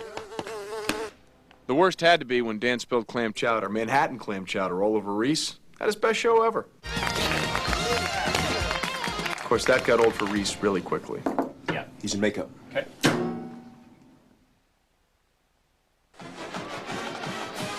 Our Pontiac drive summary tells you a story. The Michigan State offense has got to dominate the clock. Look at that. Touchdowns in the Wolverines' last 2 possessions. They've scored on 3 out of their 4 possessions, and that decimated defense unable to hold up with Epstein to kick it off here for the Wolverines after Marquise Walker puts another touchdown on the board. And they're still talking about the catch last week against Iowa. We asked him to describe his circus catch in the end zone. The play before I had dropped the touchdown pass. So anywhere John threw the ball, I told him in the huddle, if you going to throw it to me, I'm going to make sure I came down with it. So he just threw the ball up, and I just happened to go up with one hand and come down with the catch. Just a great catch, remarkable concentration, and here's the comparison of the day, and you can see the yards per catch. Better than 26 yards a catch with 2 touchdowns, and Rodgers would like to answer. Smoker under center here. Got away from Foot. But not the rest of the band, as he bought a little time but couldn't free himself, and Bowman makes the stop. I'll tell you, Foot that time with the pressure saved a touchdown because Rodgers had 1 deep. No safety in the middle of the field, and Rodgers was going to catch a touchdown from Smoker. All they have to do is give Smoker a little time, and there's no one who can run with this fellow Rodgers. And there you can see Shaw, a huge loss for the Spartans, their best defensive lineman with that injured knee. iced down and headed off to the locker room. And we sure hope that is not serious. Like we told you at the top, NFL scout said he'd improved himself so much and a couple of defenders. Let's check in now with John Saunders on a Washington-Stanford update. John? Well, Brent, you know Stanford got Oregon and UCLA over the last couple of weeks, trying to get Washington, but having a tough time. Cody Pickett, nice toss, 8 yards to Reggie Williams. Washington had the lead right now at 21-13 as they close in on the end of the first half. Brent. Yeah, John, and you can certainly ask the Michigan Wolverines about going out there to Seattle and playing the Huskies. That was Michigan's only loss, came late in that game on a blocked field goal and then a quick interception. I can imagine where the Wolverines might be in the BCS if they had not lost that game. And there is Duckett as a receiver for a Michigan State first down. The first time we've seen him slip out and do that. Coming up on the Capital One halftime show, John and Terry will have all the scores and highlights from college football today.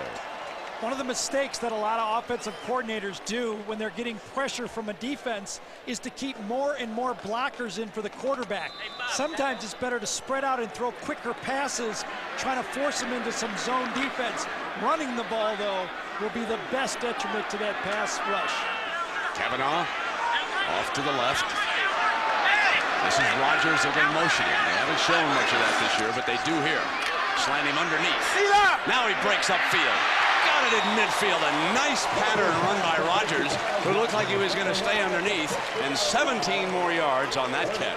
I'll tell you, Jeff Smoker looks so improved, more comfortable than I've seen him all year. The injury to Ryan Van Dyke, the broken jaw, and Ryan was doing such a nice job, Brent, for Michigan State also, looks to have taken the pressure off of Smoker. He looks confident. He's had big games since this happened, and he looks like he has the touch and the strength to throw all the passes. Spartans would love to kill the clock here and score at the end of the half and not give it back to Navarre and the Wolverines. See how that unfolds at midfield. There's Foot. Doing a great job again. The All-American linebacker in on top of him. That's the 6th sack of the game. And let's check in with Jack Arute. Well, Gary, you know, when we chatted with Morris Watts yesterday afternoon, he said the biggest change for Jeff Smoker is the fact that, as conscientious as he is, he tends to take things and carry them to the extreme. Said they worked with him in the offseason. Takes things to heart too much, not so much anymore, as you alluded to. He looks much more comfortable leading this Spartan squad. Morris Watts likes the leadership he's getting from his quarterback. Second down and 19 after the Foot sack. Michigan shows a 3-man, and they're coming. They've got him again. Off a 3-man down lineman, they came with the blitz that time. Manning, the freshman from Saginaw, in on top of him for Coach Jim Herman. Jim Herman has the whole package of blitzes. When you play Michigan, you're going to see fire zone. You're going to see man-to-man overload blitzes. Every which way to get these young linebackers and fast linebackers in on the quarterback. Michigan State, and I agree with you, Brent, they needed to run the ball on first down and second down. Well, we've got a timeout. Has been called by Michigan. They want the ball back. Thirsting for more. Timeout. It's college football season, and that means Classic Friday Tailgate. Only on ESPN Classic.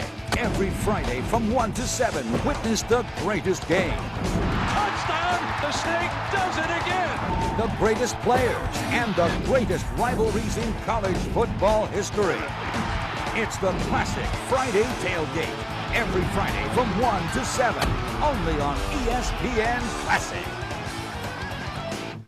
The games will come to an end this weekend, but that doesn't mean you have to leave the worldwide leader in sports at home.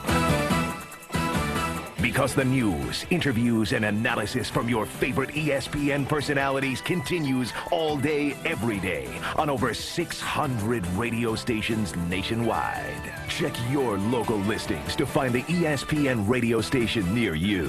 ESPN Radio. Take it with you. I'm Dan Patrick here in the ESPN Radio Chopper. Radio marketing is all about promotions. That's why we're blanketing the country with these ESPN radio bats. We've got live sporting events. We've got call-in shows. You can log on to ESPNradio.com and find out more about stations in your area. or you can listen online. So tune in, and if you happen to catch one of these bats, enjoy!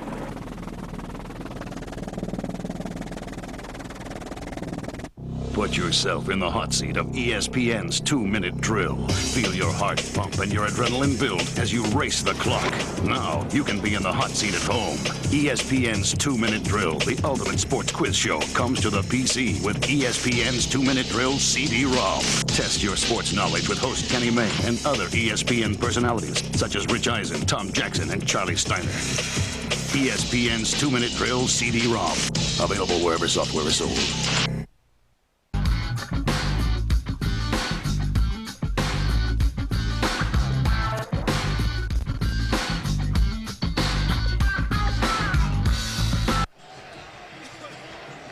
Herman's defense holds here. Michigan will probably take their second timeout. They want that ball back. 1:52. The Spartans did not go to work on the clock. And now they face a 3rd and 27 here. Smoker, flush to the right, gonna have to go on the run. 40-yard line, slides to the 44, and well short of the original line of scrimmage, and 1:38 to go. I'm sort of surprised they're letting it run here, Gary. But, I am too, but they got it out to that 45-yard line, and maybe Lloyd is thinking they may have a trick or something up. I would call a timeout if I was Michigan. Absolutely. Give yourself as much as possible because you can stop the clock offensively with a first down. I would. Maybe they just think they're going to score quickly and they want to take it off the back end. Well, at any rate, here's Jarrett. He's only had 5 punts blocked. 4 in one game. Yeah, was that Western Michigan that jumped Central him? Michigan. Central jumped all over him, didn't they, that day? Huh? 4th down. Marquise is back. Great punt. That is a beauty. Back at the 7-yard line. And Marquise will go down at the 15-yard line. On that last drive, here is Jim Herman's defense. It really is. And they now have 7 sacks, as we've shown it. And Smoker has been just running for his life. Michigan State must run the ball effectively to keep this blitz package away from a very young offensive line in Michigan State. So 51 seconds and 2 timeouts for the Wolverines. They're 85 yards away. Marquise will be far out to the right as he sets up. Nobody sees him out there yet. Calvin Bell, now they go out, and Nelson's with him. And Michigan goes to work on the clock themselves with Askew bringing it out, and the clock is stopped on that first down run with 44 seconds to go. Now remember, Epstein has hit a 57-yarder. Going to have to get a little bit closer if there's a breeze down there on that end of the stadium. You could see a little bit of Lloyd Carr's strategy. They went for the blocked punt. That's why he didn't call the timeout there. He knew he'd get backed up. There'd be no return. If he had the return on, he probably would have taken the timeout. They had the big block punt last week. Please put 44 seconds on the clock. 44 seconds. Right at the end of the half against Iowa, they really turned that game around last week. He tried to do it again. Williams and the Spartan defense trying to hang on here with 44 seconds to go. Thornhill and his teammates, they got their hands full against this offense. Michigan playing it very conservatively.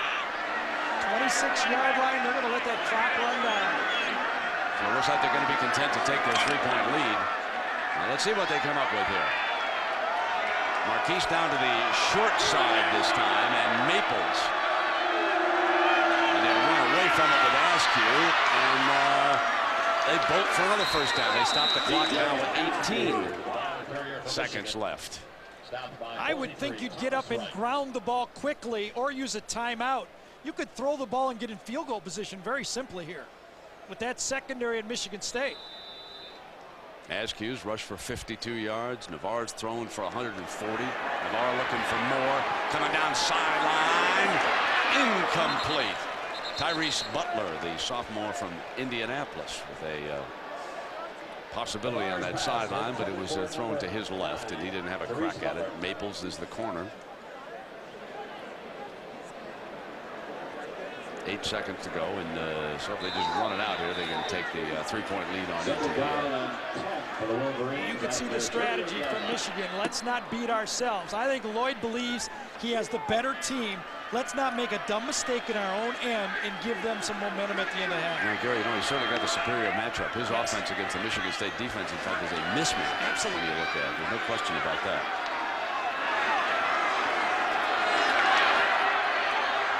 Navarre. And 2 seconds to go as he whistles one over Marquise's head on the far sideline. Well, all Marquise Walker did in the first half was catch 5 passes from Navarre for 131 yards and 2 touchdowns. He was the human highlight here in the first half. They didn't even cover him on the first play of the game. And Marquise with a powerful run after the catch. Then he slipped back inside for the touchdown, and the seconds tick away here in the first half. Carr and the Wolverines lead it 17-14 over Williams and the Spartans in the Battle of Michigan here in East Lansing. The Wolverines still leading the Big Ten right now, with Illinois hot in pursuit, and down we go to Jackaroo. Jack. Well, Coach, you got to be pleased with the offense. How about the defense? Well, we're killing ourselves with penalties. Pass interference. How many are they going to call? All right, Coach. Jack, he expects you to go tell the referee he's unhappy. That's Lloyd doing a little lobbying. All right, we'll return after this message and a word from our ABC stations. There's only one neighborhood where the legends compete in the greatest games in history, ESPN Classic. Only ESPN Classic has the greatest games from the NFL, baseball, NBA, NHL, NASCAR, and fights from the largest boxing library in the world. Call 1-800-CLASSIC to get all your favorite classic sports. Plus, Sports Century, the Emmy and Peabody Award-winning series that profiles the top 50 athletes of all time and beyond. To get ESPN Classic, call 1-800-CLASSIC today. Well, the Sports Center is live 4 times a day, but that doesn't mean the other 7 broadcasts are straight repeats. Here, look, in this live show, Brian Kenny has his pen in his right hand, but in the rebroadcast, I put the pen in his different hand. And here, then, Linda Cohn is presenting with John Anderson, but in the rebroadcast, I've replaced John with El Macho Borracho, the winningest cockfighter in all of Mexico. It's all about keeping it fresh. That's what I do. Can happen to the best of us. This time.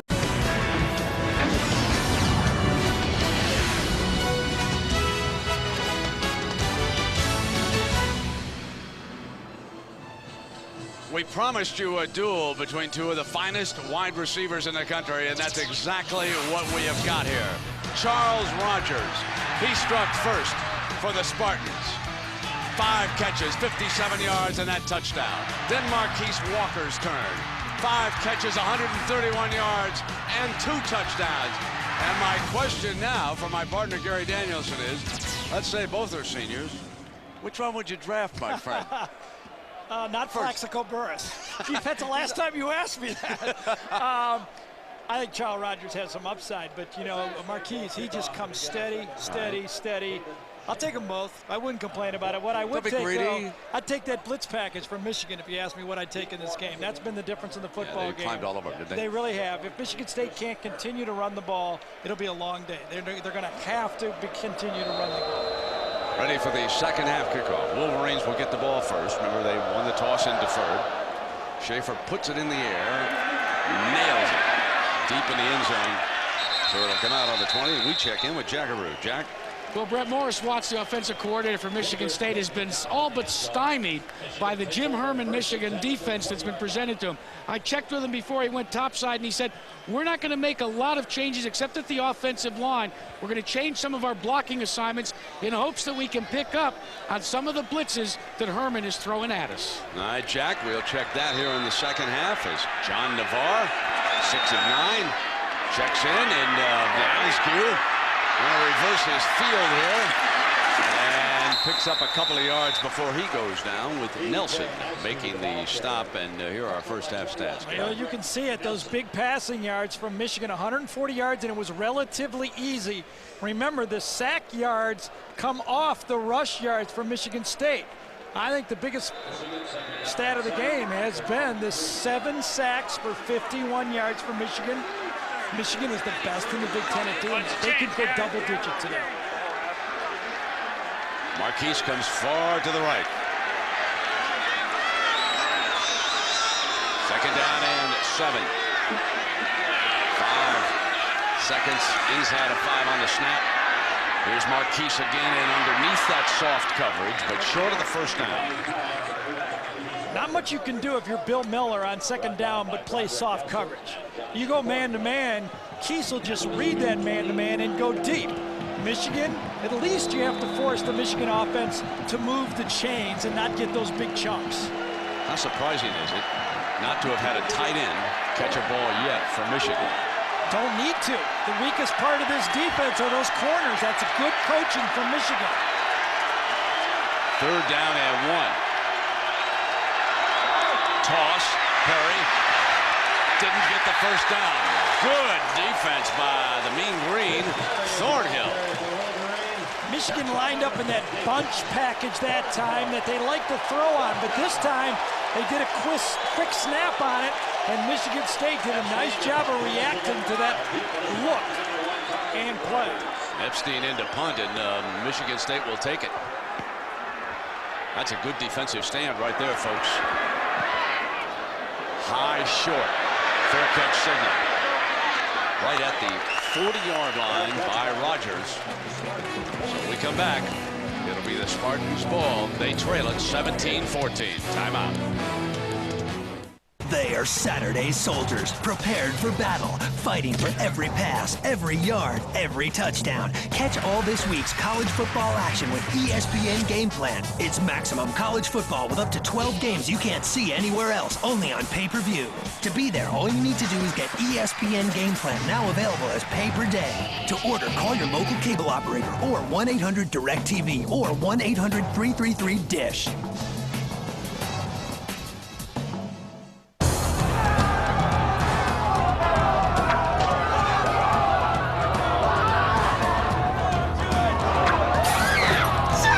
Coach's room.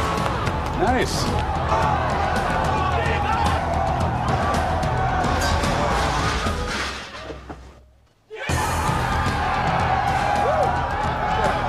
And we're back. Alabama. College Game Day, presented by Discover Card.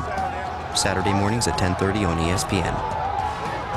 All right, Mike, hour 32 of ESPN Radio's Hands on the Heisman contest continues, and so far we don't see any quit in any of these contestants. Except for me.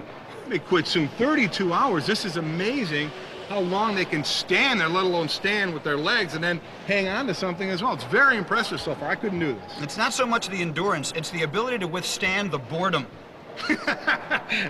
For a check of the ESPN radio station near you, go to espnradio.com. You gotta have fun. A little bit of celebrating does not bother me. The game itself is fun. These are great athletes playing the game of football. That's a celebration. That's fun. That's because you ain't got no rhythm, man. It's about individuality, Chris. It's called professional football. Act like a professional. Stop talking about professional and organized and disciplined. They're kids. Let the kids have some fun. I'll show you some fun. Oh, no, he didn't. No, he didn't.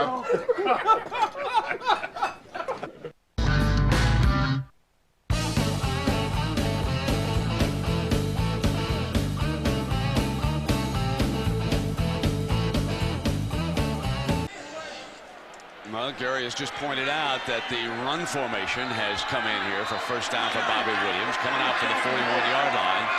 Duckett's the RB. They load up with the tight ends. And here comes Duckett. An alley, and he pounds his way out to the 47-yard line, and LeSueur making the stop. Not only does Michigan State come out with 2 tight ends, but they come out with their 2 blocking receivers.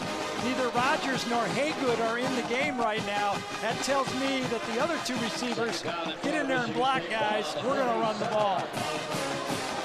There's one of the reasons why they can run. Chris Baker son of a New York City police officer. Later moved out here to Michigan to be with his mother.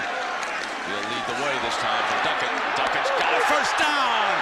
30-foot race and ridden out of bounds by Charles Drake, who saved a touchdown, but it's a 38-yard run, and folks, the bus was rumbling that time. And it's been in every quarter from the start of the game till now. You've seen the Michigan State team just attack with the running game.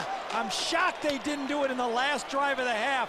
TJ has been the difference for the Michigan State offense, running the ball up the gut for 64 yards against the best rush defense, at least statistically, Brent, in the country. Yeah, you know those sacks come off of that. You know how I feel about that. First down. Long reach to Moss. Moss beats the first defender. And then Foot helping hog time over there at the 12 along with Howard. There have been a lot of whispers about TJ Duckett not being in good enough shape to finish games. This year he lost weight, and he's taken it almost as a crusade to say, I'm finishing games. He really broke out against Wisconsin last week when he put over 100 yards in the second half. Now he's rushed for 124 yards. Second down. Hard to believe they'd leave him out too long, but they come back here with Moss, and he is stopped at the 10-yard line. Cato June jumping him there, and he's short of the first down. Gary, how much of a breather does he need as he comes out onto the field? Now you've got him in an obvious run situation. Michigan can even blitz the run here. Absolutely. Don't like it. I don't mind one play, but two plays from a running back. It was what? It was a 35-yard run he did on. You got to get your running back in the game. He is the one guy that can handle the speed of that Michigan defense. Michigan's defense is undersized and fast. They need to run number 8. There it is, just inside the 10-yard line. Michigan will be trying to tee number 8 up. There's the pitch to him. He's got the corner. End zone! Touchdown! But there's a penalty down at the 9-yard line. And holding on Michigan State. Silly play on the option. Hoyer got held, number 90, from Michigan. No need. You get around the corner quickly, and Bobby Williams goes, oh, man, one of those unforced errors. What number? Who did it? What he's asking. Don't really know where it came from right here, but look at the option as it goes this way. There's no need for those offensive linemen to do any holding inside. The pitch, remember the option a year ago when TJ dropped it and Larry Foote kept it in bounds. Really the turning point of the game last year. One of those plays inside. Those guys inside, that umpire is watching it and grabs the hold, but the flag clearly came in there. This changes the complexion of this play so much. Hey, instead of 2, now you're back to 3rd and 12. Now you might as well look past. It takes the Duckett equation out of it. And here comes Smoker, and he will be sacked. And it all hinged around the holding call. And now Michigan State will settle for a field goal attempt in an effort to tie it up, or makes the defensive play for the Wolverines. And here comes the young man. We told you his story in the first half, Dave Rayner. He was watching the kicking game destruct against Northwestern, and suddenly the next week is your job, young man. And here he comes. This is huge in this game, folks. It's a 44-yard attempt for Rayner. Poor snap. No good. Snap by Tony Grant, and the Spartans misfire. Wow, they wasted a great drive. Timeout.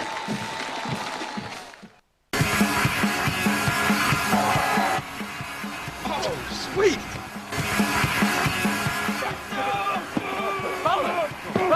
10% discount.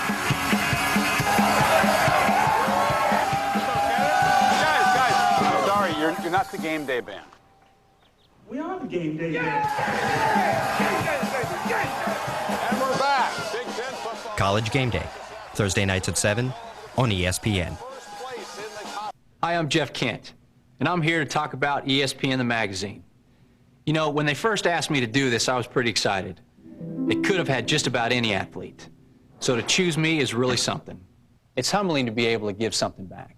So all you young players out there, listen up. ESPN the magazine is only $1 an issue. They'll even throw in a free fleece. That's right, Jeff. Every When day you I call feel blessed. 1-800-504-6644, you'll get 26 issues for just $1 an issue. So call 1-800-504-6644. Thanks for listening to me. Una nueva era en televisión deportiva está aquí. ESPN Deportes. Ahora ESPN es en español. Los domingos por la noche no se pierda Major League Baseball. Y muy pronto la NFL y boxeo. Los domingos por la noche, cada palabra en español. Toda la acción de los deportes se encuentra en ESPN. Presentado por quienes mejor lo hacen. ESPN Deportes. Los domingos a las 7:30.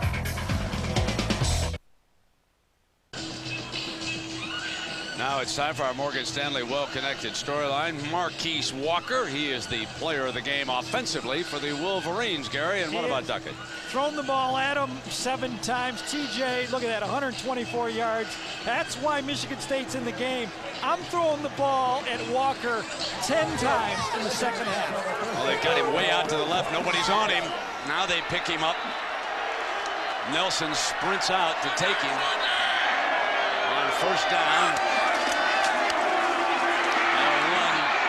Into the middle, and so Gary, your feeling is that Michigan's becoming way too conservative. They are. They do not have a big play running back. Their longest run of the year is 30 yards. Their longest touchdown rush is on a reverse by a wide receiver.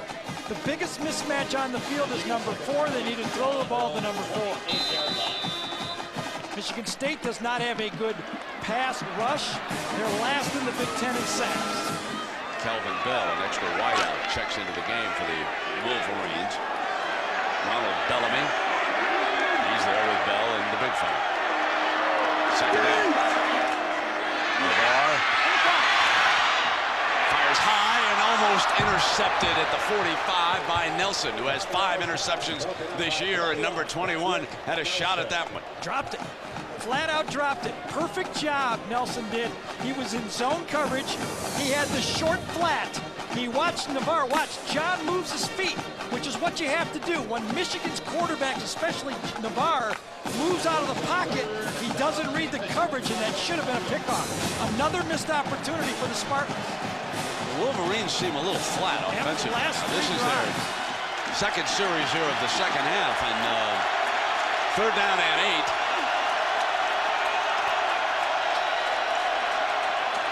Now Navarre, deep drop to set the screen, and then he bounces incomplete because Askew was being well defended by Monquiz Wedlow. Wedlow, the sophomore linebacker from Saginaw, did not give ground. 45 stuck right with him. Did a nice job that time reading. Michigan loves to screen the ball on 3rd and long. 2nd and long. Well, that's 2 3 and outs for the Wolverines, and Rogers would love to get a returnable punt here. Another bad punt. I think Epstein's being very cautious with number 1 back there. And inside the 30-yard line on the roll. Well, ABC Sports presentation of college football brought to you by Chevy Trucks, the most dependable, longest-lasting trucks on the road. Morgan Stanley, formerly Morgan Stanley Dean Witter. Move your money, get well connected. And Dell, enterprise systems that are easy to build, easy to own, easy as Dell. East Lansing, Michigan. And a beautiful November Saturday. This is a great campus here in the Midwest. About 80% of the students at Michigan State are from Michigan, from the state. You go down the road down to Ann Arbor, about 75 miles away, and that's more like 65 to 70% of the students being here. A lot of Eastern youngsters come on out to Ann Arbor, and Michigan's very popular up in the Northeast. First down and 10, and Smoker off the fake, got the middle, Rogers incomplete, through to double coverage, and that rascal almost still made the catch. And I can't believe they did not call pass interference on that one. I think Jack Arute must have heard it, or the officials saw it, because that ball was underthrown, and watch Lasser grab Rogers by the shoulder pads. At least that's what I saw the first time. The ball is underthrown, and watch this. Just yanks him down with his right hand. Michigan dodged one right there. Crowd booing the replay.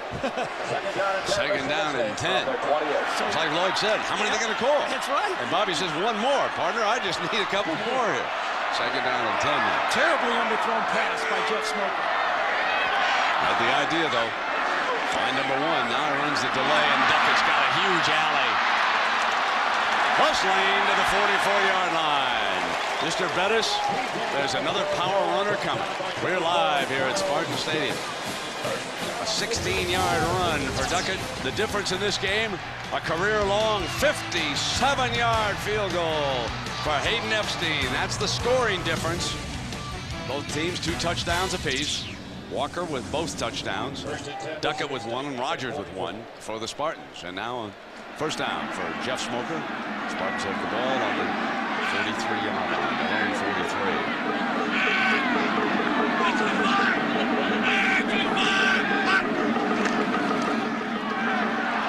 There's Duckett trying to get outside, and he does.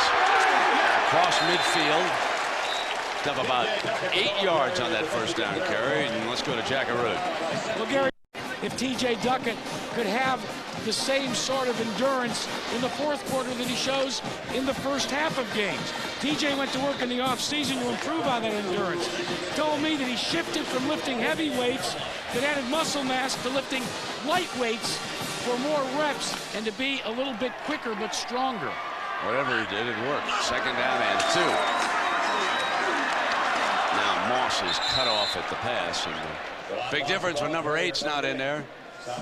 We talked about, Brent, what these two teams like to do. Number 1, run the ball with power. Michigan State has succeeded. 14 rushes. The big plays in the pocket happen because they've been able to run that ball. And remember, that's the sack yards off that list right there, too. 3rd and 3, and guess who's back? Mr. 8. 3rd down and 3. Lines up about 4 to 5 yards behind Smoker. Here comes, they're going to blitz it, and Smoker's going to keep it on that option. Troopson didn't get the first down, I don't believe. I believe he was down short of it as he was stumbling, and this will be 4th and a short. And Bobby Williams can think about it, but I wouldn't think too long. I think Carl Diggs just got Smoker's foot on that play. This is a good call. Crowd may not like it, but in a game like this, a 3-point game, you do not want to give the Wolverines the ball at midfield. I don't care what anybody says. You disagree with that, Gary? Maybe they got a fake here or something. They're the underdogs. I think Brendley should go with. Oh, no, I'm sorry. Oh, come on, Al. Come on. He should have started shelling in that one game. Nothing wrong with that. Here's the punt. He's going to let this one bounce.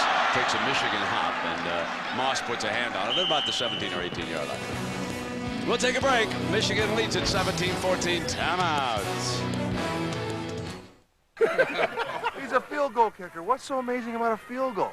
It's 63 yards under pressure. Under pressure? Pressure? I never said more than 5 words to a field goal kicker in my life. Like, go get me some water and hurry. Guys, look, I got $40. Says none of y'all can hit from half that distance. You got it. I'll take that. It's a bet. Guys, believe you're up. Pretty far. Now, your first source for round-the-clock sports news is even better. The new ESPN News. A brand new look with the enhanced bottom line that's always on and lets you know what's ahead. Constant score updates and live in-game stats. Highlights, news conferences, analysis, and more. The new ESPN News is here. A great slugger we haven't got. A great pitcher we haven't got. A great ball club we haven't got. What do we got? We've got heart. All you really need is heart. When the odds are saying you'll never win, that's when the grin should start. Now you're getting the idea. Baseball Tonight, every night at 10 and midnight on ESPN. The yellow one is Pikachu. He's a Pokemon. Then who is Digimon?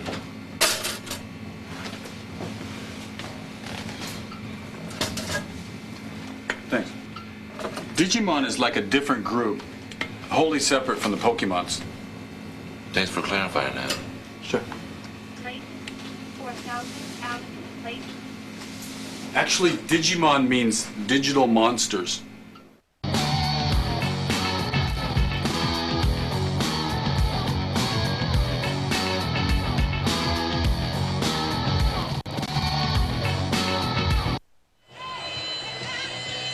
First and 10 this quarter is brought to you by Chevy Trucks, and Michigan would love to visit one of those Chevy truck first down lines here this half. Look at how poorly they've handled their first two possessions here. 2 3-and-outs. And remember, Michigan State has scored a touchdown and had it called back. They have not been able to run the ball really well today, Michigan. They've only rushed for 64 total. So they're going to go to the 4 wide, put it into Marquise's hands. He slips the first defender and hammered down at the 25. Josh Thornhill is out there defensively. Interesting wrinkle. Michigan State keeps their linebackers on as much as they can because they've already been depleted so badly in the secondary with injuries. They feel their linebackers are their best athletes and stay in there. Again, I'm going to throw the ball in the second half 10 times at Walker. That's twice. Got single coverage out there. Perry into the backfield. You get the call. There's your hard-charging first down out to the 30-yard line. So there is the first down this half for the Wolverines, who lead it now by a field goal, 17-14. Michigan has been living with trick plays this year. Reverses, reverse passes, double pass back to the quarterback, trick plays. They even had a Fumblerooski play against Iowa. Remember the Fumblerooski they ran last week? They have not dialed a trick play in this game yet. That was an old single wing trick. We'll show you that play against Iowa. Came on a third down. Ashby might have scored on it. Incomplete. Second down and 10. So it was third down last week at Iowa. They needed 9 yards. Now watch the alignment. Folks, watch the running back who stays bent right there. Second man. Now watch him stay down. See? Now see? There he goes out to the left. Now if he'd have stuck outside, it would have been touchdown Michigan.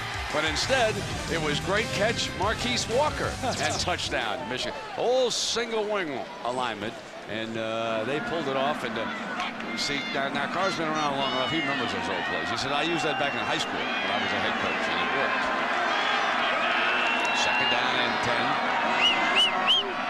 Great fake by Navarro to set the screen. Dropped on the tight end screen. Loose ball. That was a fumble.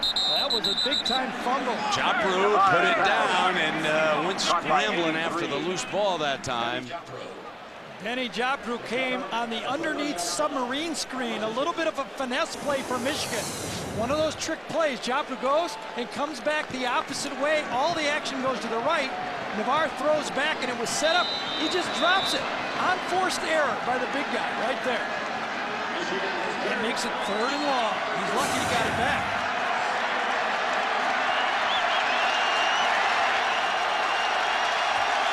Third down.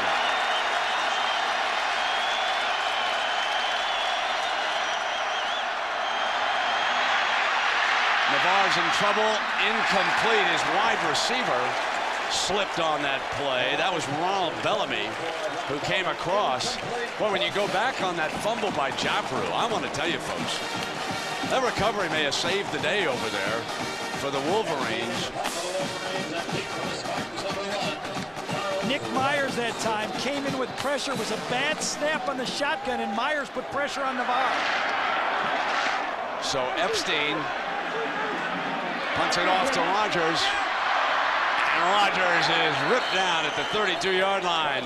But there's a left guard by the name of Jonathan Goodwin who saved the moment for the Wolverines, the senior from Columbia, South Carolina.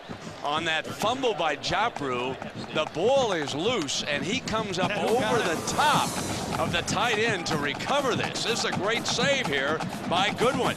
Number 78, Goodwin's on the screen, and he comes back. Heads up, the only returning starter. Is that who gets it? Yes. Goodwin is the guy who grabbed it. Give him a star for that effort. There he is over there. The big fella did his job. He'll sit down now and turn it over to the defense. Michigan safeties continue to play deep on first down. Flea flicker. Smoker's going to get hit by Foot. Foot led the flea flicker all the way and buried him at the 22-yard line. You have to get out of that play when you see safeties 15 yards deep. That was not there. That was a forced play by Michigan State, played right into the blitz package of Michigan. That is the 9th sack of the game by this Michigan defense. I tell you, they're going to go double digits. 23. Play happens so fast and Foot is so quick. Slow plays don't work against this defense. They come back with Duckett, and stepping into the holes, Cato June beautifully on the powerful running back.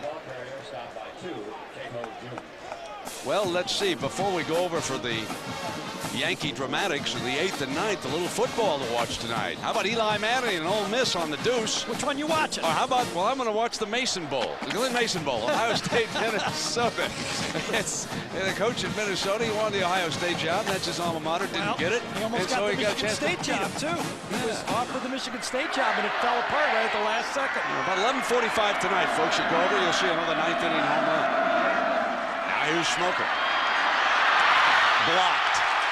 And Michigan State is forced to punt, so the Michigan D takes charge on a great defensive series for the Wolverines. But I go back to that save by Goodwin. That may have saved this game. Well, a great series, but it all happened on first down with the flea flicker call. You get 2nd and 20 yards, you're not going to pick it up against this defense, not with that offensive line being so young.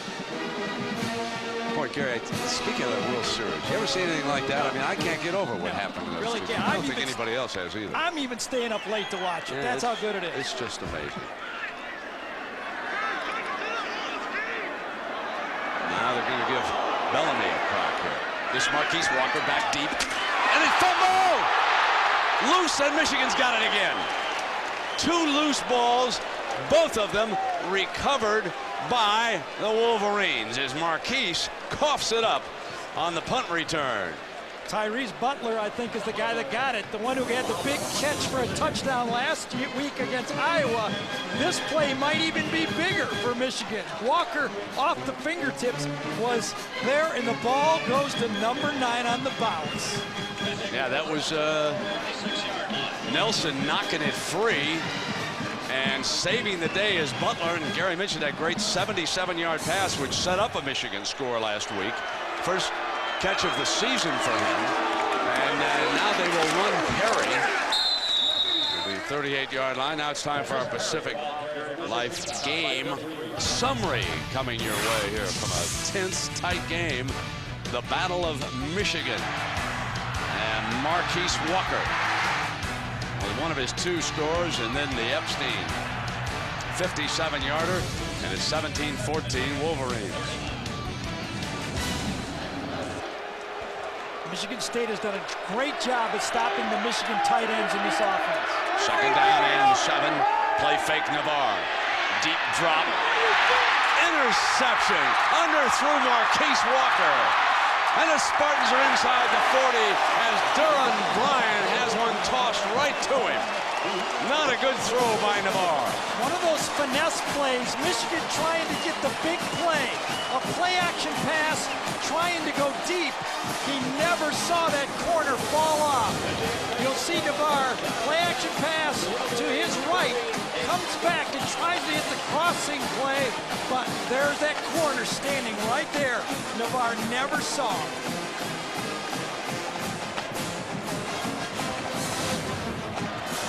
Smoker brings them out.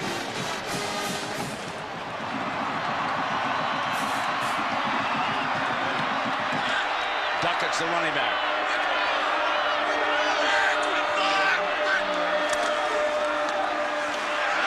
Alley charges to the 28-yard line. It is very impressive to watch Duckett pick his daylight.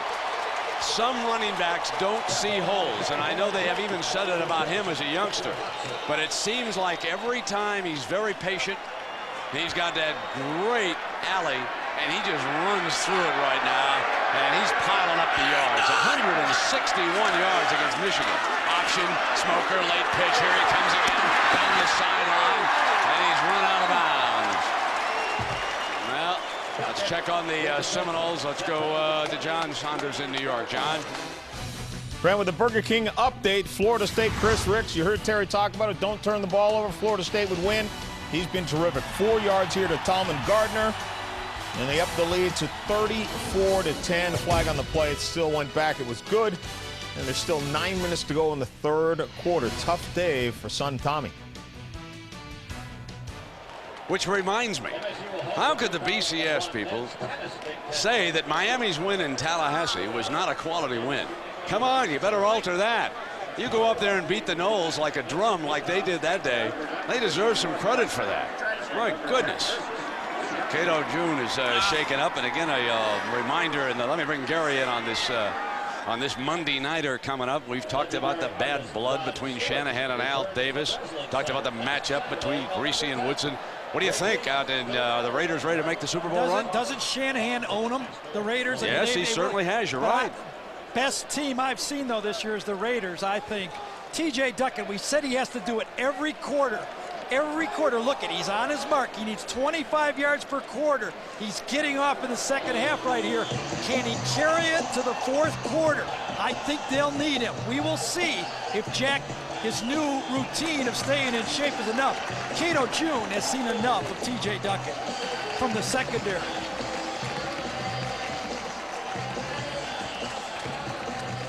Charles Drake, one of the safeties. Jeremy LeSueur will probably move back there. Julius Curry was playing safety for this team all year, but I don't know if he's playing yet. Larry Foote is all over his team on the field, trying to get them ready for this drive. Well, a reminder that coming up later, we'll have the Chevy Players of the Game, and Chevrolet will make a $1,000 contribution to each University General Scholarship Fund.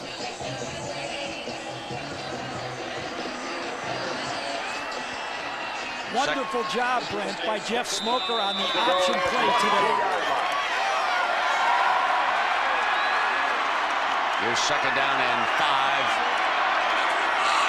Rogers been quiet so far this half. He's been shut out. And why not? They're keeping on the ground. Duckett's got the corner. Pounding defensive backs. He's just burying him when he gets to him, and that time it was LeSueur's turn. You love it. He didn't go for the sideline. He didn't go out of bounds. He saw LeSueur and said, you know what? You're going to have to stop me because the bus is not stopping on the 12-yard line. He is so much better watching in real life than on film. Look at that. That is inspiring football for a football team, a back not going out of bounds. Every now and then you got to get a new bus into your bus line. And here he comes inside the 15-yard line. This time he's stacked up pretty good in the middle. Didn't Bettis grow up in Detroit too, Gary? Detroit Mackenzie High School, went to Notre Dame. He's another guy that, you know, he just got better and better with age. Yes, he did. He was a fullback at Notre Dame, and he just got better. TJ broke into the scene so well, and I think he got frustrated a little bit. He had those big yards as a freshman. He thought it might just keep going. It kind of dipped for him. I think he looks better than I've seen him in 2 years. Second down and 10.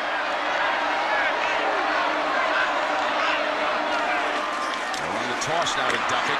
He pounds into a couple more defenders inside the 10-yard line. Well, let's again remind you about next Saturday. We got a doubleheader. There's our first game. Miami, Boston College, or Texas A&M, Oklahoma. Then at the 3:30 start time, Midwest now beat Penn State, revitalized Penn State against Illinois, and Illinois is still alive. And boy, wouldn't they like to see the Spartans win this? Oh, yeah.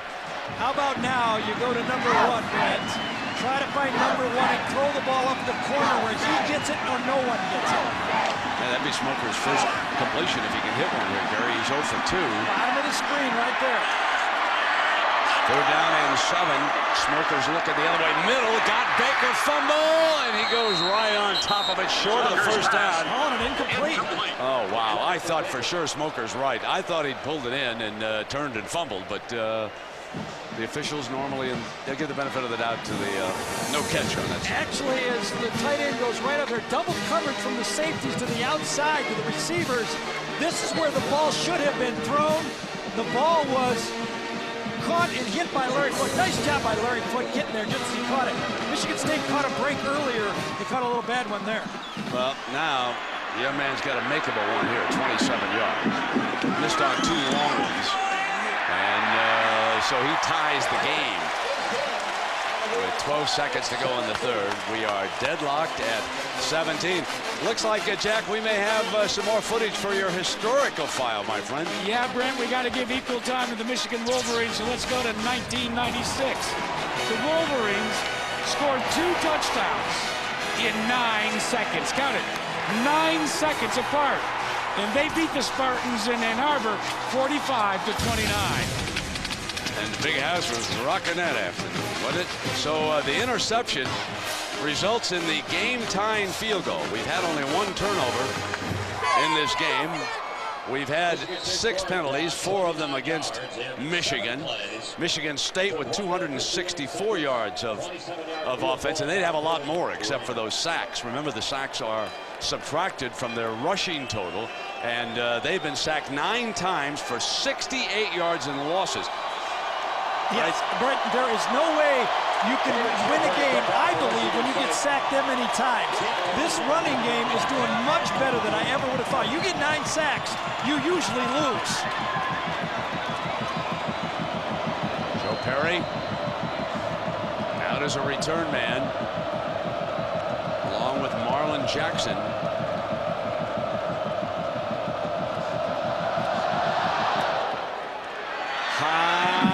Kick fielded at about the 9 by Jackson.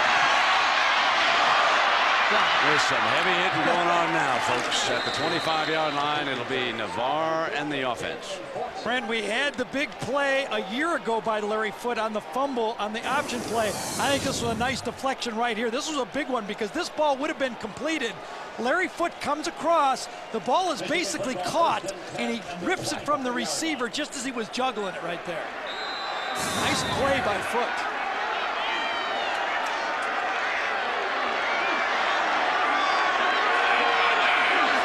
First down and 10. Great hit. Thornhill broke across. Josh makes a great play in the backfield.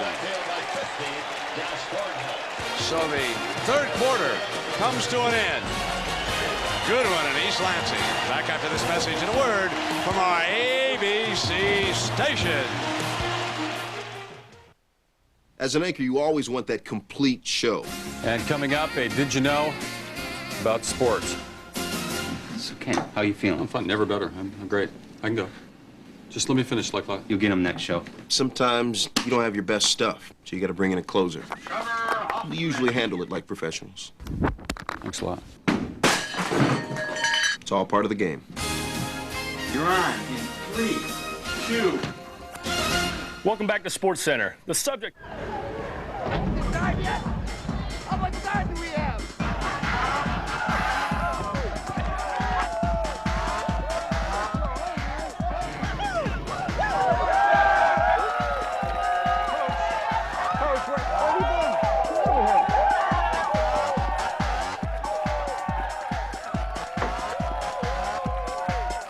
And we're back. College Game Day, presented by Discover Card.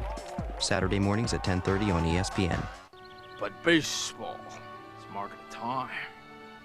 This field, this game, it's part of our past, Ray. It reminds us of all that once was good and could be again. Oh, people will come, Ray. People will most definitely come. Baseball tonight, every night at 10 and midnight on ESPN. You know, athletes are pretty well known for their superstitions, but I gotta be honest, our guys can be pretty quirky too. Good show, Kenny. You too. There was this one time Brian had a great show, didn't bathe for 17 days straight. This year, though, it's been a very different story. The worst had to be when Dan spilled clam chowder, Manhattan clam chowder, all over Reese. Had his best show ever. Of course, that got old for Reese really quickly. Yeah. He's in makeup. Okay.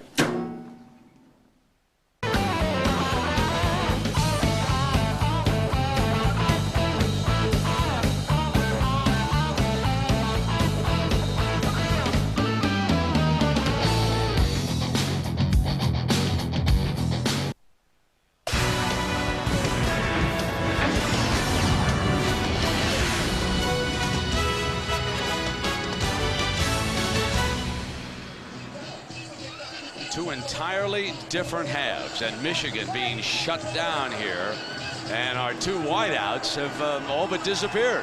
Walker with a couple of catches for 13 yards. Rogers being shut out. So let's see what the Wolverines come up with here.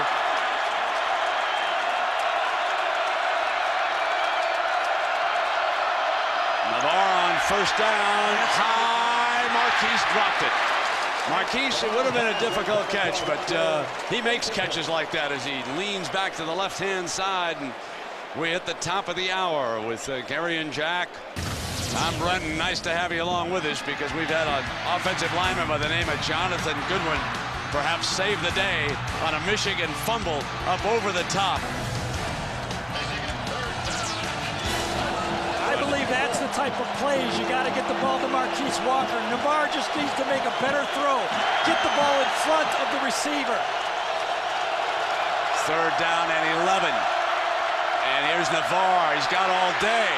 Throws deep. Bad pass. Intercepted. The 30-yard line. Goodwin makes the stop on Bryan, who makes his second interception of the game. And the Spartans are in business.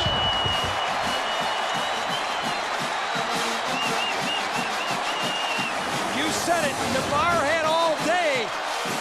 Walker coming across, and Bryan beats him to the spot.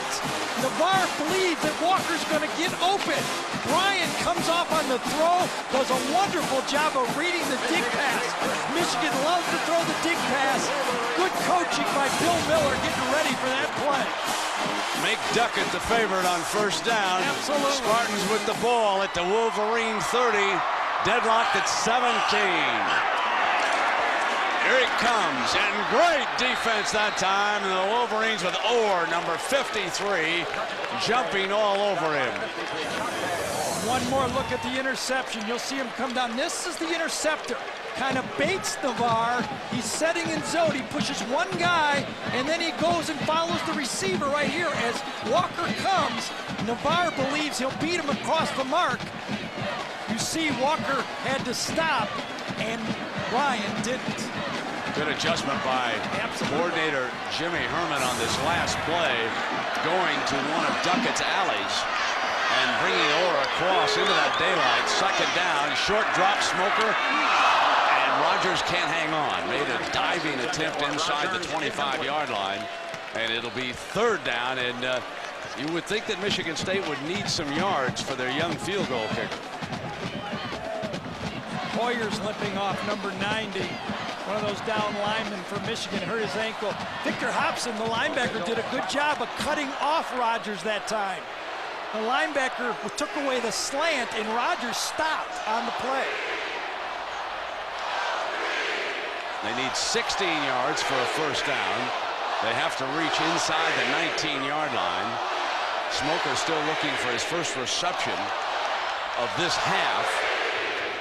And he'll send Rogers out to the left along with Duckett. They're going to empty the backfield, and they're going to split Duckett out. Outside, they want Rogers lined up in that slot formation. Let's see if Michigan can hang on now. Third down, Smoker looking to the right. No time, and a penalty flag comes flying. That was Manning who was in on top of him. Great rush by that front four that time. Sack number 10. Ever done a game with 10 sacks, Brent? I don't think I've ever seen a game with 10 sacks. Usually you need 2 or 3. Holding on the offense. That penalty's refused.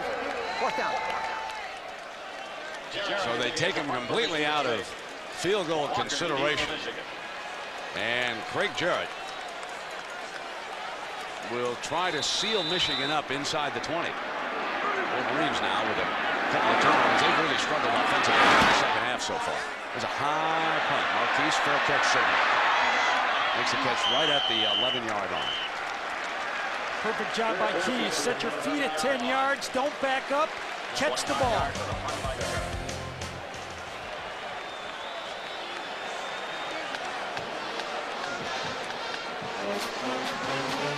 13:43 to go here in the fourth quarter. Michigan and Michigan State are tied at 17 with Gary Danielson and Jack Arute. I'm Brent Musburger.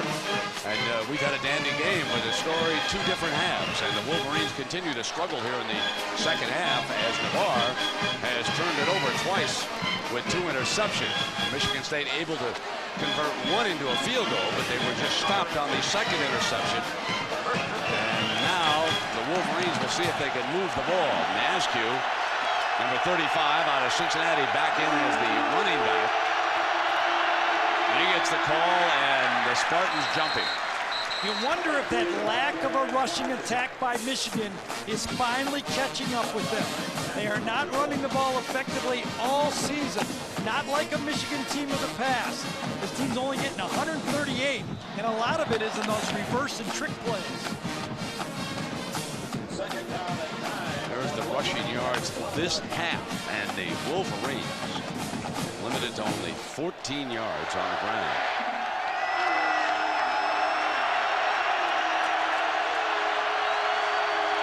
Second and 9 for Navarre.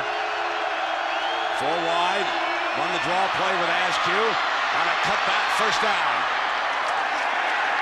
Nice powerfully out to the 28. Nice call that time. Mike Labinjo came free, the backer. Number 42, Labinjo comes clean right off this side. It does not even, runs right past the draw. I want the quarterback. I want the quarterback. And there goes the remaining back for 16 yards.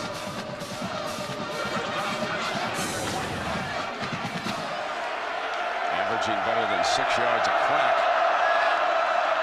Now Navarre on first down, a short drop, and he puts it into Bellamy's hands, and I believe that's number 19's first catch of the game.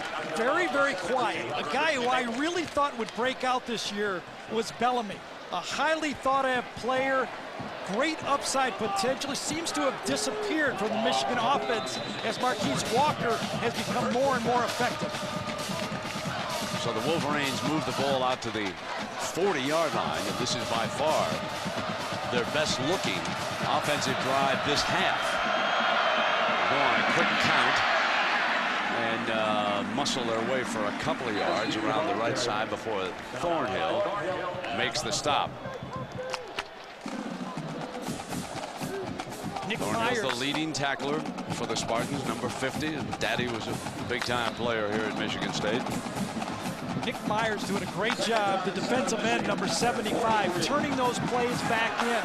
Time after time, Michigan's trying to get the corner. They can't do it. Second and 7. Navarre goes underneath and was well read on the corner as he put the ball in Calvin Bell's hands, and now he's starting to spread the ball around. Not looking just for Marquise Walker, but this will be 3rd and short coming up for the Wolverines.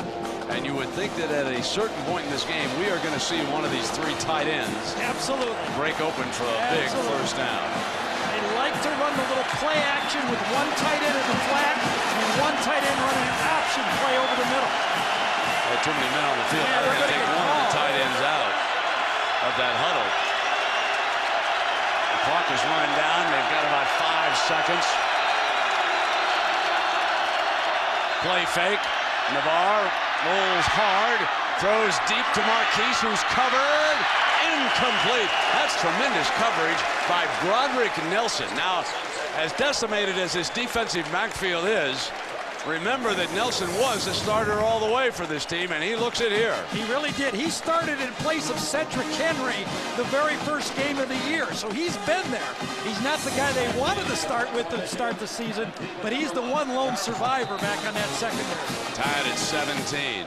Curious call by Michigan going deep there. Epstein Here's Rogers with the fair catch. At the 19-yard line, it will be Michigan State's ball. 11 minutes left in regulation. Deadlocked at 17. Timeout. It's college football season, and that means classic Friday tailgate. Only on ESPN Classic. Every Friday from 1 to 7, witness the greatest games. Touchdown! The Snake does it again!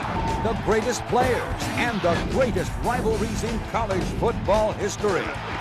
It's the classic Friday tailgate. Every Friday from 1 to 7. Only on ESPN Classic. The games will come to an end this weekend, but that doesn't mean you have to leave the worldwide leader in sports at home. Because the news, interviews, and analysis from your favorite ESPN personalities continues all day, every day on over 600 radio stations nationwide. Check your local listings to find the ESPN radio station near you. ESPN Radio. Take it with you. I'm Dan Patrick here in the ESPN Radio Chopper. Radio marketing is all about promotions.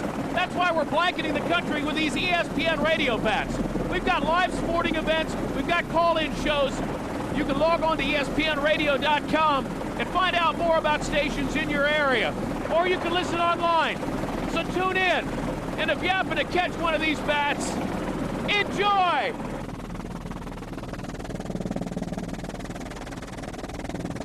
Put yourself in the hot seat of ESPN's 2-minute drill. Feel your heart pump and your adrenaline build as you race the clock. Now you can be in the hot seat at home. ESPN's 2-minute drill, the ultimate sports quiz show, comes to the PC with ESPN's 2-minute drill CD-ROM. Test your sports knowledge with host Kenny May and other ESPN personalities such as Rich Eisen, Tom Jackson, and Charlie Steiner. ESPN's 2-minute drill CD-ROM. Available wherever software is sold.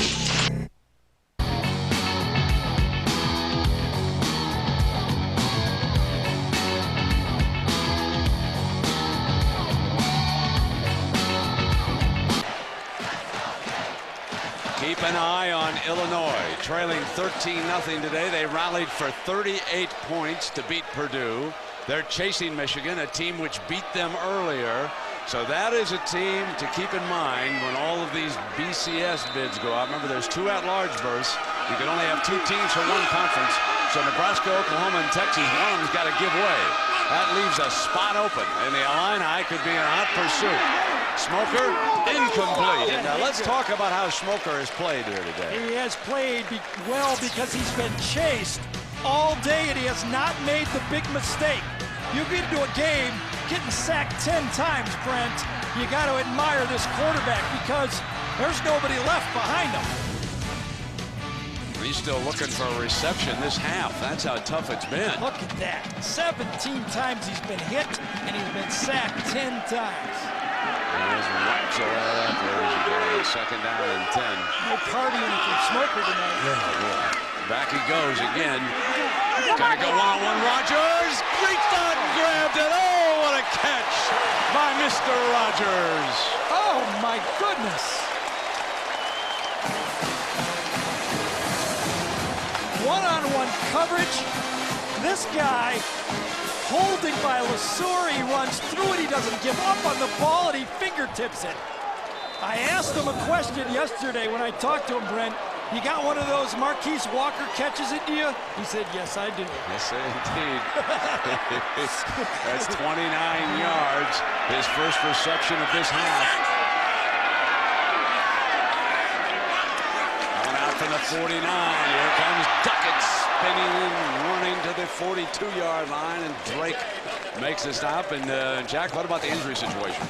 Well, Brent, Cato June has not been out there, Michigan's free safety, but the athletic trainers have been hard at work fitting him with a metal knee brace. They have just finished their work. June has put his helmet back on, and he's trying to get back into the game. He ain't gonna make it. Shaw has replaced him in that defensive backfield. Second down and short. Duckett on the run, breaks free. 30, 25, and plows his way to the 16-yard line. No stopping the new bus. What a great job by this offensive line, reaching all the way across against Michigan this time. Duckett running to daylight, but there's daylight right there. Wide receiver gets a block. Kavanaugh on the safety that time, and TJ does it quarter by quarter. We put the goal. Can he rush 25 yards a quarter through the whole game? He's done it.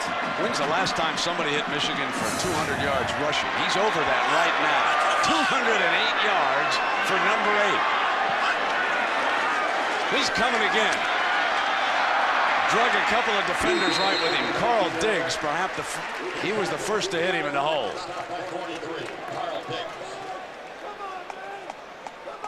Man, what a force this guy is. Averaging almost 8 yards a carry. Remember now that big fumble that Gary told you about. They're going to take him out now in this set. 2nd down and 7. Hard to believe that you ever take him out on this drive, but I know. Well, you're going to probably get him on 3rd down. They don't have their receivers in the game. This has to be a run. We're going to try Moss.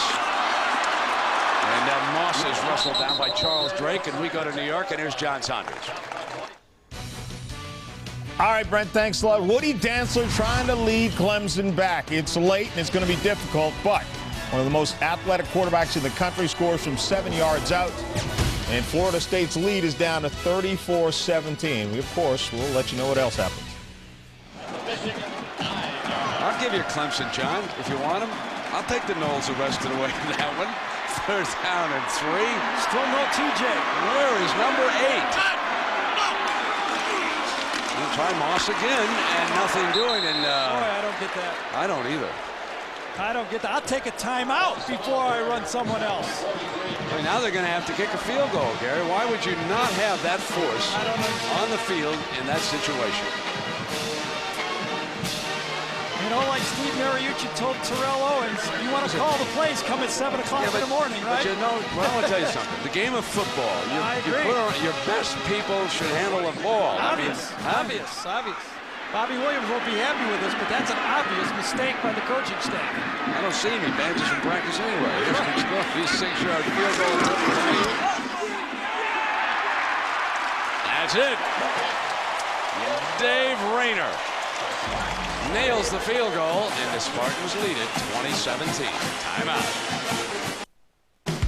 There's only one neighborhood where the legends compete in the greatest games in history, ESPN Classic. Only ESPN Classic has the greatest games from the NFL, baseball, NBA, NHL, NASCAR, and fights from the largest boxing library in the world. Call 1-800-CLASSIC to get all your favorite classic sports. Plus, Sports Century, the Emmy and Peabody Award-winning series that profiles the top 50 athletes of all time and beyond. To get ESPN Classic, call 1-800-CLASSIC today. Well, the Sports Center is live 4 times a day, but that doesn't mean the other 7 broadcasts are straight repeats. Well, here, look. In this live show, Brian Kenny has his pen in his right hand, but in the rebroadcast, I put the pen in his different hand. And here, then, Linda Cohn is presenting with John Anderson, but in the rebroadcast, I've replaced John with El Macho Borracho, the winningest cockfighter in all of Mexico. It's all about keeping it fresh. That's what I do. Can happen to the best of us. This time it happened to Rich. Keep in touch. He ended up getting sent down. And now for sports. Thank you, Courtney. All JV wrestlers must return their uniforms to Coach. He was a real asset down there. His maturity, his experience. Miss Joyson, could you buy some beer? Okay, when I go like this, that's your cue. No. Please? No. Come on. No. Do you even go to this school? Because you're not supposed to be on the show unless you go to this school. But we're glad he worked his way back to the show, and I'm sure he is too. So, let's see some James K. Polk spirit. One more look at that 3rd down play. No number 8 and no number 1 in the game. Your 2 go-to guys are on the sideline watching. Michigan State might win this game, but if I'm going to lose it, I'm going to lose it with my 2 playmakers on the field. There's his yardage each quarter. 211, the most rush yards by a Michigan State back ever against Michigan. Ever. A historical day. Lorenzo White held the former record at 185 yards. Against the number 1 rush defense in the country. Giving up less than 55 yards a game. Of course, that skewed a little bit by those sacks. And this kickoff will come out on the 20-yard line. And now, ladies and gentlemen, the focus is on a quarterback by the name of John Navarre. Let's go back to a year ago when Drew Henson was injured.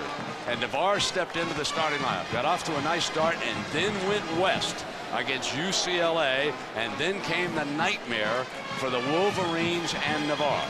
Now, everyone says, everyone's been preaching that he's grown up, that he's shaking it all off. Well, now's the time for number 16 to prove it. It's the fourth quarter. You got 7:27. You got a hostile environment. You lead the Big Ten. Your quarterback has got to step up here. He does, and Michigan State must force him to move his feet. They'll start off with the run. Askew getting back to the line of scrimmage, maybe a yard. Myers pounding him, and now they put him in that second and long, Gary, and there's your possession chart. A disaster of a second half for Michigan, who's trying to get to the Roosevelt. Look at that. The turnovers, they've never been able to get field position, and I believe that series right before the first half when Lloyd Carr didn't call timeout also showed a guy a little bit afraid to play to his offense. Look at the yards this half. Now it's second down. Passing situation for Navarre. Got time, rifles it, dropped by Marquise Walker. Marquise Walker's had the dropsies this half. We've got to point it out. He had a brilliant first half, but he hasn't been able to hang on to a couple of tough passes. We got a penalty flag down. One receiver goes out. Marquise comes behind it. The ball is thrown perfectly. He bobbled it before he got hit, but he did get hit. So the officials are huddling up now. Michigan State penalized only twice here today. There's no flag in the play. Third down. Tomorrow, we'll check in on the PGA's Tour Championship, presented by Dynegy. Coverage begins at 2:30 Eastern. Scott Verplank, can he hang on? David Duval's right at his throat, and how about Ernie Els?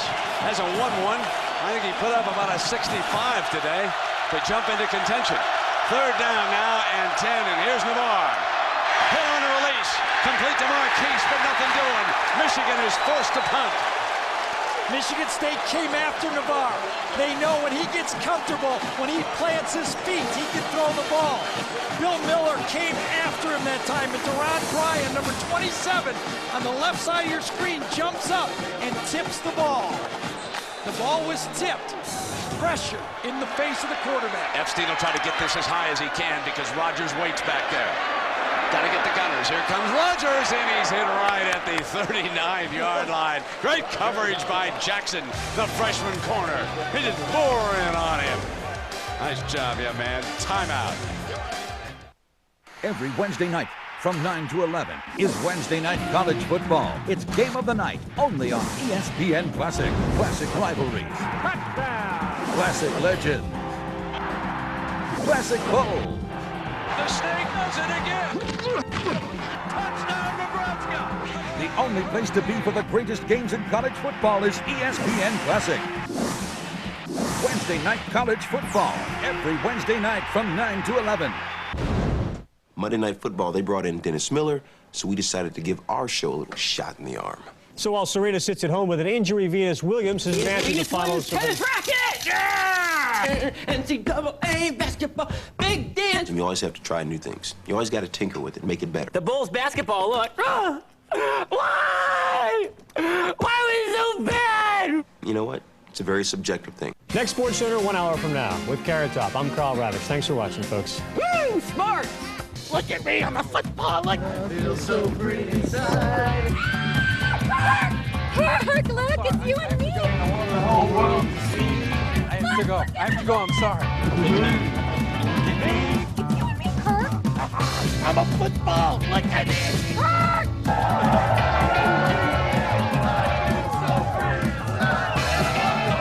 And we're back. College Game Day, presented by Discover Card. Saturday mornings at 10:30 on ESPN.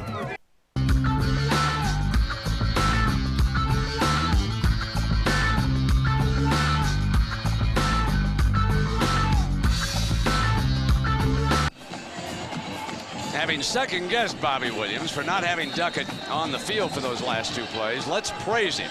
And you do it this way. His football team has been penalized only twice here today. They have not turned it over despite a savage rush. So Bobby Williams had this team prepared, and they have a chance to win this game now with 6:10 to go. Fumble! Fumble! Smoker fumbles the snap. Michigan's got it. Man, I'm glad I mentioned they hadn't turned it over just in time, huh, Gary? How about this? You double jinxed them. Wow, how about this? As Bowman is at the bottom of that pile. I'll still think, yes, you can win by 3 points, but you keep Michigan in the game by giving up. I don't think they gave up on it, but you got to have your players in the game. Smoker, who has not made a mistake all game, looked to me like he leaned out of there too quickly on that one. It sure did look that way, didn't it? Yes. All right, Bowman comes up with a big play, and now Navarre plays with a short field from the 39-yard line. Perry is the running back for the Wolverines. Here comes the end around. Navarre leads the way. Inside the 20-yard line, Calvin Bell. So the end around lights a fire under the Michigan offense. Their best running play by far of this half, 22 yards. This has been the story of the Michigan season. The plays, the trick plays has bailed them out. It bailed them out against Illinois. And in this game, when they've been unable to run the ball, they found a way to do it. Remember, this offensive line for Michigan has 4 new starters also this year. Into the red zone, Navarre and the Wolverines. Got one-on-one. And Michigan jumped it. Movement all over the place, and if time permits, stay tuned for the Thrifty Car Rental post-game report featuring scores and highlights from across the country. Prior to snap, dead ball, ball starts, offense. That's a big mistake. Penalty, go first down. Michigan State was coming that time. They had Marquise Walker one-on-one against one of those young corners out there. I'm sure Stan Parrish, coordinator for Michigan, saw that. I remember now, Michigan has a terrific field goal kicker.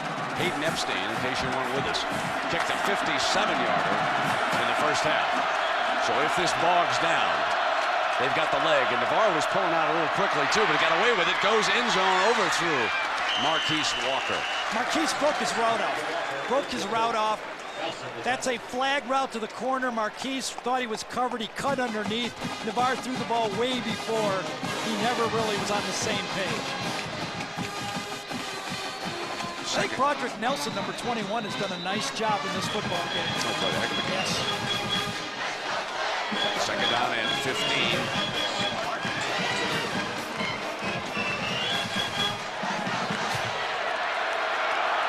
Marquise comes to the left, and Nelson comes with him. He's manned up on him.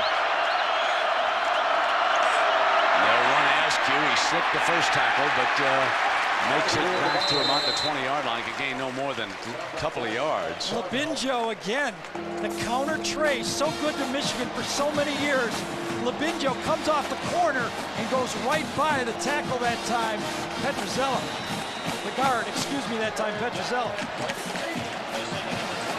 So Epstein and Jermaine Gonzalez goes out as a wideout. He's up here. The other quarterback is in the game as a wideout. If this is a trick play, they send him out. Navarre's gonna throw to him. Touchdown! Touchdown, Michigan! Jermaine Gonzalez, the backup quarterback from Pontiac, Michigan, checks into the game. They don't cover him, and he gets into the end zone. 3rd and 13, a 20-yard scoring strike from Navarre. Nothing tricky about it. Everybody runs straight down the field. The corner right here peeks inside and makes a terrible mistake. Nelson. Brent, we jinxed Michigan State. You did it on the turnover, and I talk about it, and he just flat out runs away from the quarterback. Epstein, I thought that was Brian that cut off of that. I had Nelson over here on Marquise Walker. Was it 20? Was it 21? Yeah, 27? I'm not sure, but I thought maybe it was Brian. We'll get a chance to take another look at it. Peeked inside, and it cost him. That's as open as you can get. 21. Touchdown. Michigan leads it.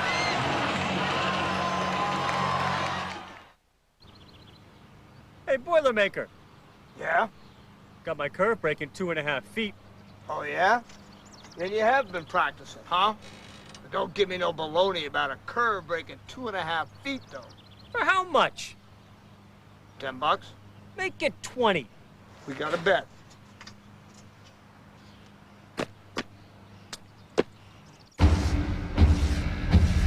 Baseball Tonight, every night at 10 and midnight on ESPN.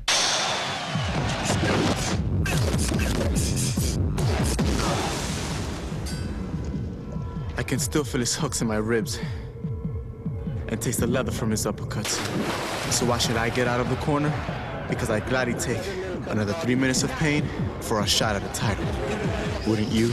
Friday Night Fights on ESPN2.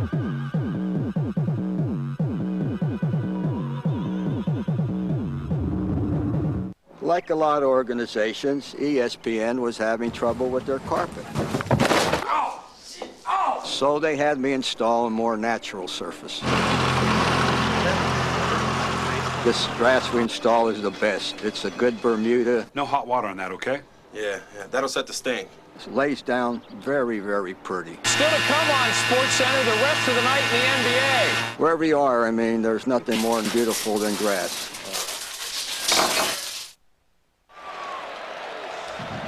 There is backup quarterback Jermaine Gonzalez, also an outstanding basketball player. How's that for being in the game for one play, Gary? He made it count, didn't he? Oh, the young secondary for Michigan State really turned them loose. So after the fumble, now the heat's on with 4:40 to go. Here comes the nation's leading kickoff returner. Hagan breaks free. 40, out of bounds near midfield. Jackson, the freshman, saves a touchdown. The ball is squibbed this time, just the way you're supposed to do it. Squib it deep. Can't get a return, Michigan says. But Hagood, who's had 2 already this year, almost does another one. 49 yards on the return. And he comes right back on the field. Duckett's the running back. Rogers is on the field. You bet he is. Along with Kavanaugh. All the weapons are there. 4:32 to work with for the Spartans. Smoker got time underneath, got Hagood, the return man, and he picks up 11 more yards. Now it's time for our Pacific Live game summary. Well, it was Smoker pulling out a little bit early. The first turnover of the game for the Spartans, and Michigan converts by sending the backup quarterback. Michigan State blows the coverage, and Gonzalez has the go-ahead touchdown. Michigan up by 4. 4:26 to go. But the Spartans, they're down at the Wolverine 40-yard line. Play fake Duckett. Smoker throws it away. 2nd down and 10. Michigan has had 10 sacks. 1 more and they might win the game. Charles Rogers, number 1, looks open down the sideline, but there is a safety back there. Smoker saw him, and he did not go deep down the field. 2nd down and 10. Rogers goes over to the left. Split out to that side.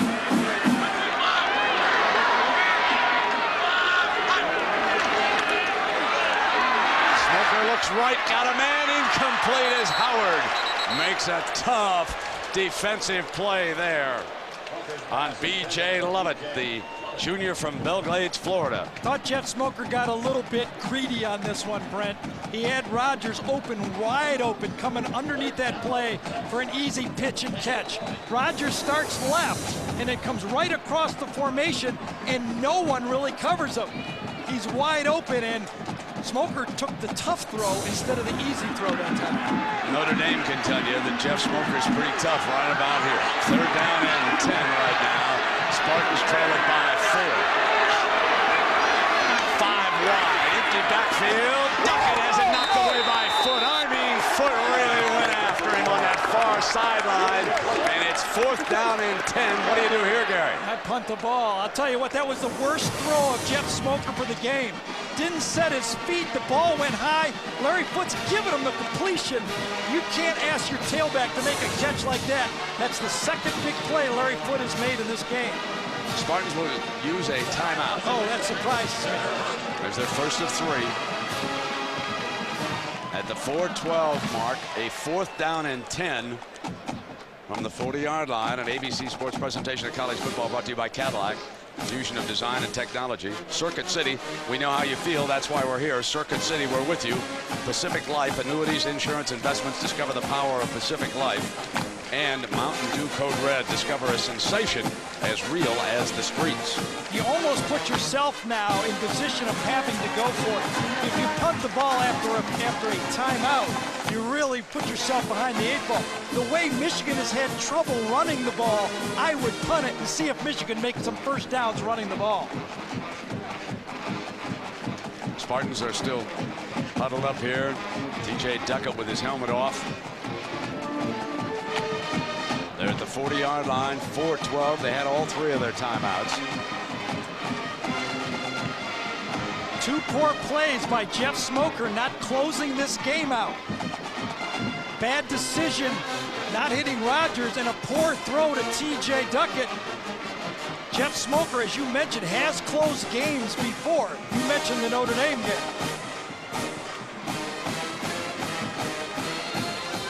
Now here's the play that we told you about a year ago, right down the middle. This season he hit Rodgers, and so he burned the Irish a couple of times. Charles and Rodgers. now Jared Trott's on the field. Rodgers is in the game, though. Remember, they pulled the... So they... Here's Rodgers coming in motion now through the formation. They threw out of this in the first half. There's a penalty flag. And the clock may have expired. Not a big penalty for Michigan State. They're still going to punt the ball. The loss of the timeout is more critical than the penalty here. So we'll set the play clock. I don't want to confuse anyone. That pass we showed of Smoker was this year's pass against the Irish to Rodgers. Start. Ignore the flag. Since there was a timeout, we're going to set it up again.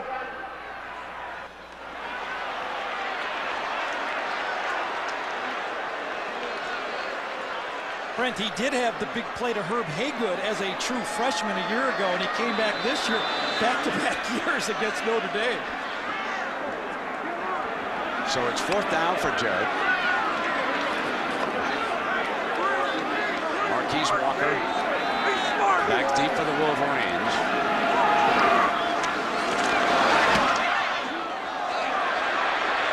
He's going to let this one bounce. He makes a mistake. He fields it inside the 5-yard line. He's down at the 7. That ball would have gone into the end zone and come out of the 20. Marquise makes a mental mistake.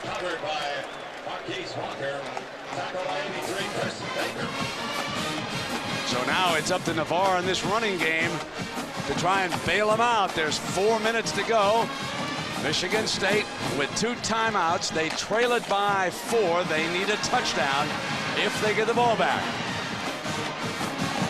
I can only think that Marquise Walker thought that ball was going to be down because he was clearly waving it off to stay away from it, and then at the last second he changes his mind and plays it.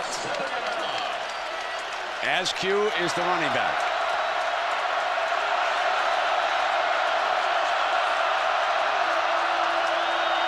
Here's Askew to the 10-yard line, picking up about 3 yards.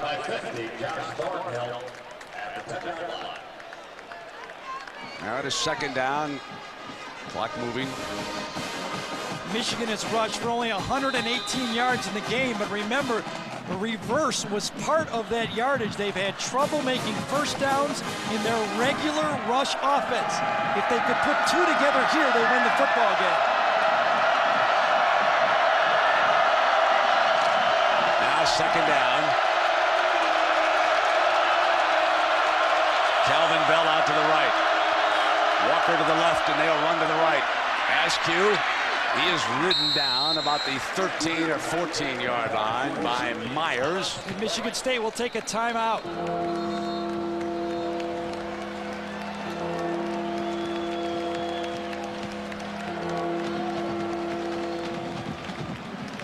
And let's check in with Jack Arute. Brent, let me take you back to 1990. You want to talk about a close game. Michigan was ranked #1. The unranked Wolverines were there. This is a two-point conversion to Desmond Howard. Did he catch it? Did he break the plane? Was he interfered with? The debate continues. Pro and con, depending on whether you're from Lansing or from Ann Arbor. 3:09.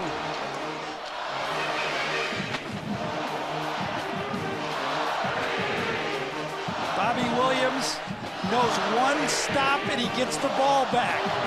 Michigan all day, trouble converting on 3rd down. Do they throw the ball to the tight end and go for it, or do they run the ball? The difference in the game, a little bit of trickery. Lloyd Carr sends in his backup quarterback as a wide receiver. Coverage mistake, and Jermaine Gonzalez, the redshirt freshman, is all alone. That's the only play that he's been on the field today, and it's a whopper. 24-20 Wolverines. How about that? Very efficient. One play, one touchdown. Now they need 5 yards of efficiency, Gary. I think that Michigan throws the ball. Gonzalez said, come on, send me in there. Let me catch a second one. Here's 3rd down now, and they spread the tight ends out. They're going to throw to Marquise behind a couple of them. Marquise makes it, reaches, and the clock continues to run as he extends for the 1st down. I don't think he made it.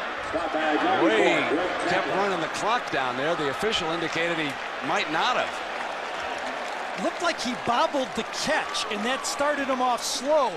It was a very safe pass out to Keys. Walker.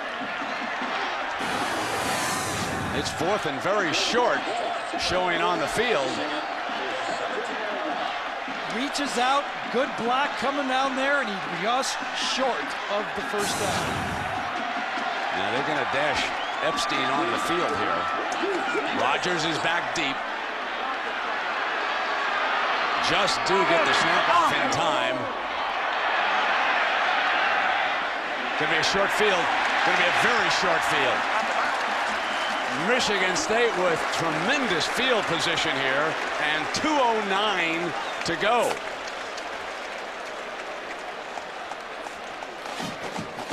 Well, Foote, the outstanding defender. Can he make still another big play? It has been Larry Foote here on Baker, the tight end, then Duckett, the running back, and number 17 has made his presence felt, and here he is, the ringleader of this Wolverine defense. 1st down and 10 now for Smoker. Inside the 45. Sacked at midfield, the 11th sack of this game. That one by Orr. Michigan thought one more sack and we can win this game. Michigan State and Morris Watts came back to that pass with Rogers crossing shallow across the field that Smoker didn't throw before, and this time he didn't have time to get it to him. 2nd down and 16.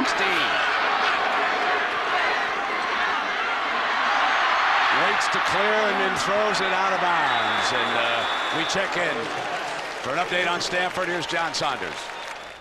Well, Brent, the Cardinal may be about to do it again, facing Washington down by 8. Brian Allen from 8 yards out takes it in for the touchdown. They need 2 for the tie. Chris Lewis, and you want to see a great leaping grab. Hale Johnson goes up and grabs one he has no business getting to. Ties the game at 28 apiece. Meanwhile, Florida State still blowing out Clemson 41-20. The cardiac cardinal, if you will. Man, what a backup quarterback Lewis is. 3rd down. Here's Smoker. Pulling back, waits. Nobody can clear. Comes to the right, wants a receiver to work back. He'll come underneath the Duckett. It's bobbled incomplete, 4th down. He couldn't get a deep man to work his way back as he was trying to get help on that. LeSueur is down for the Wolverines. Rogers is double covered out there, bumping, and Michigan is playing a zone coverage in the middle. Larry Foote was 20 yards deep in the middle of the field that time, playing anybody that crossed. You'll see Foote, that's him right in the middle of the field. Anything that happens, the former strong safety from high school and now converted linebacker is used to playing in space.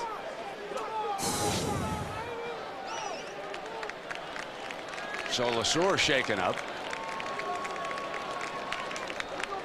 You go back to a point earlier in this game, and wouldn't Michigan State love to have Duckett on the field for 3rd and 4th down when they settled for a field goal?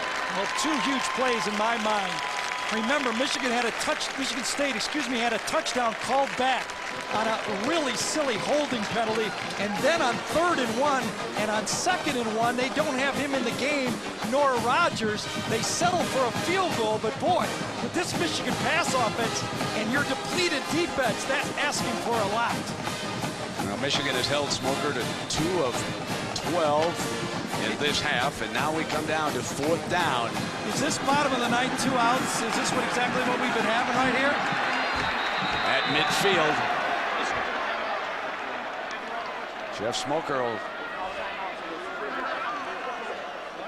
So, well, we've got a moment here on the timeout. Again, a reminder, we've got a doubleheader, and it's a good one. Miami, Boston College, or Texas A&M, Oklahoma. That's the first game at 12 Eastern. Then the second game, Penn State against Illinois, revitalized Penn State. Illinois with only 1 defeat. And then we'll also have regional coverage of Kansas State, Nebraska, and a big one out in the Pac-10, Oregon against UCLA. So Michigan trying to hang on against their state rival. These 2 schools battle for the same recruits. Some say that Michigan's biggest rival is Ohio State, but in Michigan State's case, it is certainly Michigan. There is absolutely no question about that. And the executive producer of ABC Sports is Howard Katz, the coordinating producer of college football, and our game producer today, Bob Goodrich, the director, Larry Cam, the TD, Monty Poling, associate producer, Mitch Green, associate director, Brian Fay, director of productions, Bob Toms, our spotter up here, Brian Mobilson, and our stats man, George Hill. As you look at Jimmy Herman, the defensive coordinator, 1 more call in his bag. 4th and 16. His defense has done a whale of a job. 11 sacks. 11 sacks for Jim Herman. If Michigan wins this football game, I think forevermore that rushing, determining who wins the game is going to be put to bed. 4th down. Got Charles Rogers on the bottom of the screen right here. They have to get inside the 35. 2 guys on him. He's going to go middle high. Incomplete, Michigan. Penalty against Charles Rogers. It's going to be a 15-yard penalty and an automatic 1st down. So Rogers apparently mugged on the play.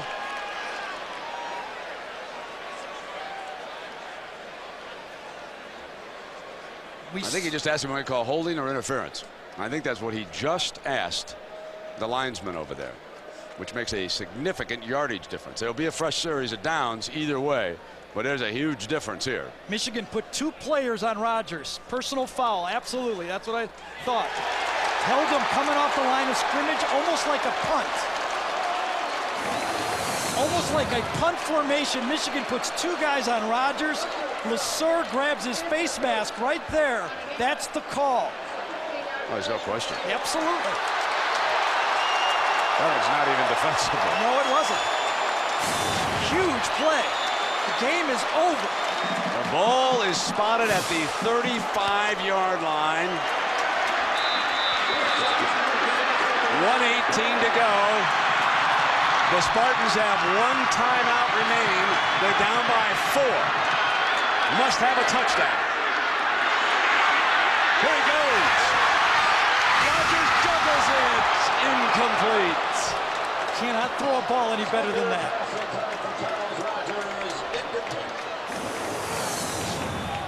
Two men on him. He splits the in and out coverage, throws the ball, watch how perfectly it's thrown. You can't do it any better than that. And Rodgers, who's come up with some big ones, didn't get that one. 1:12 to go. Always like that deep ball against in-and-out coverage. Both defenders stand there and you run right by them. Leaving Rodgers on the left. 3 down. Smoker will come underneath high, ricochet incomplete. Another drop. Here's 3rd down and 10.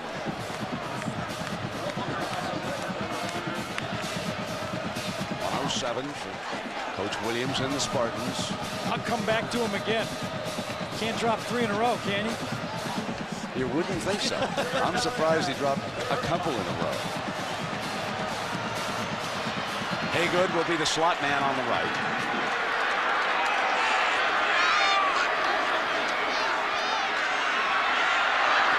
Haygood! 1st down, Spartans. So they work the slot man from the right side.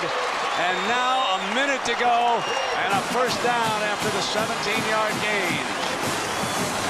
Haygood's going to come across. Rodgers goes underneath. A perfect throw, the dig route. Everybody has this.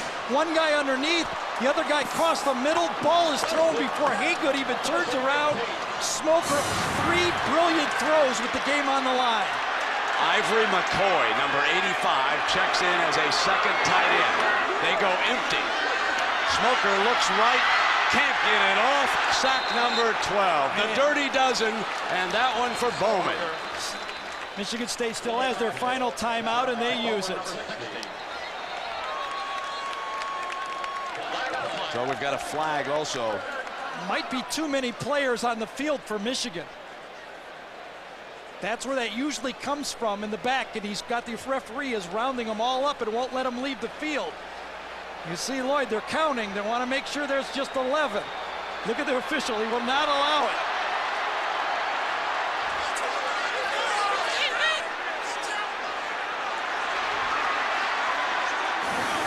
It's against the Wolverines.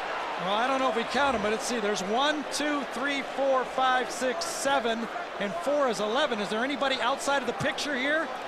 It was thrown back at the 5-yard line. So it well could be. They were counting them up, and Michigan was sure they just had 11. 12 men. I just read his lips. I know. That's what he said.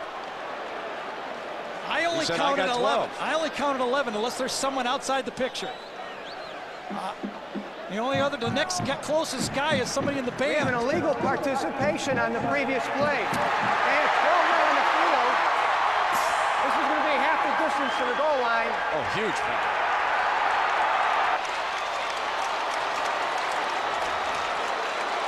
Lloyd asking him, are you sure? Are you if you're sure? He said, okay. Can you imagine if it's just 11? Let's count. 2 huge penalties. One.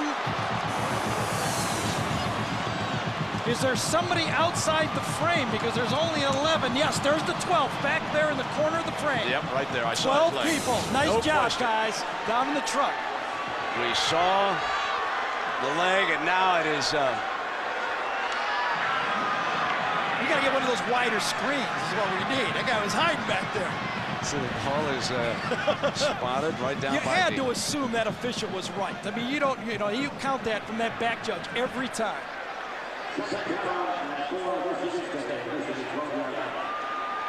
So 2nd down and 4. They're straightening out the spot of the ball and the down situation here, and the time also. Brent, how about this? The least penalized team in the Big Ten, Michigan, has made penalties almost determine this game. 7 for 76 yards and 2 huge ones on this final drive. Michigan State only 2 the whole game.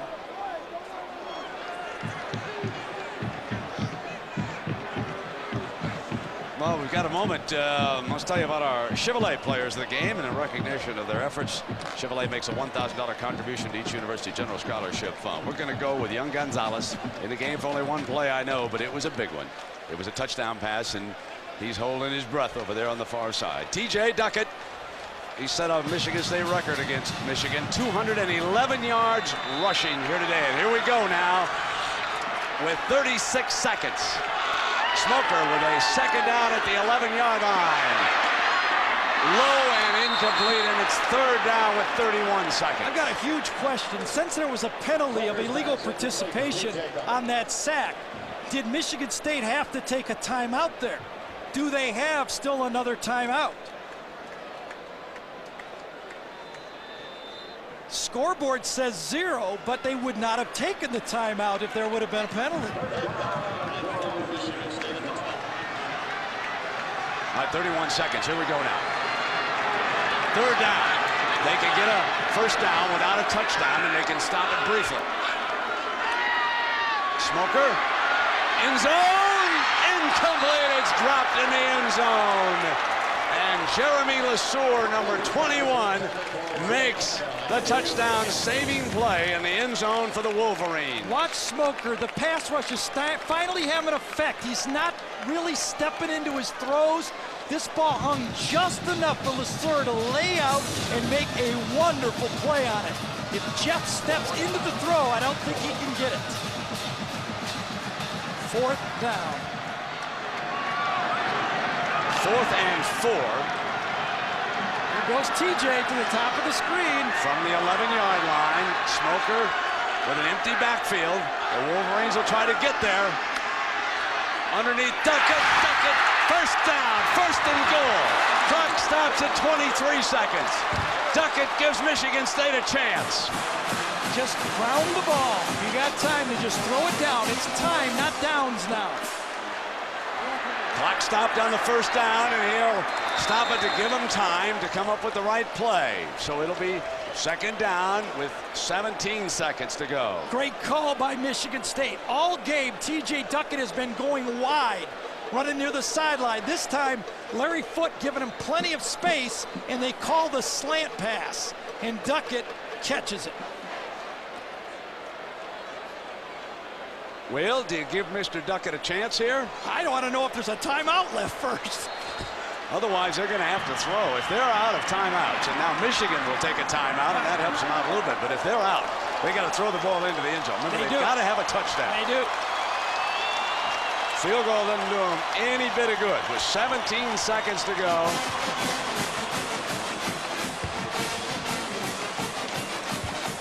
Fourth and long. Remember, 2 guys, a silly penalty on Charles Rogers, and then they had 12 men on the field. 2 big penalties on this drive has kept it alive, and so has a nice catch by TJ Duckett on 4th down. Michigan State has time to run all 3 plays. 3 quick, short passes, all must be into the end zone. Run a quarterback draw on 4th down? That's the question.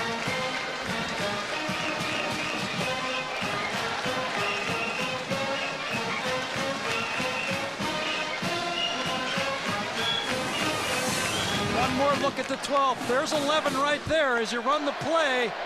Plus 1 equals 12. There's the penalty.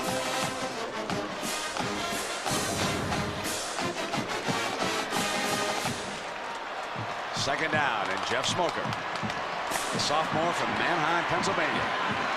Rogers is not in the. Is he in the game? Yes, he is. He's in the slot right here. Second down. Rolls hard to the right. Not going to get there. Clock continues to move. Third down coming up. The Spartans have to hurry. 5 seconds. 4, 3, 2. Smoker bounces it with 1 second to go. They're going to get one more play. Nice to have that home clock right there. Nice to have the home field advantage. That timer was standing right there with that finger, folks. It was halfway depressed. That thing was down before the ball hit the artificial turf. And here we go. Well, now you've got one down. Now it doesn't matter whether you got to run duck it. Now it doesn't matter whether you run or pass. I think you run duck it. I think you do too. Because it doesn't matter. This is the last play of the game. Well, he's not going to run duck it. They're going to set him out. Might be quarterback draw. That's what you wonder. Will they get the quarterback draw? They spread the defense. Here's Smoker looking for it. High. Oh! Touchdown, Michigan State does it. Duck it. Duck it. The Spartans upset the Wolverines.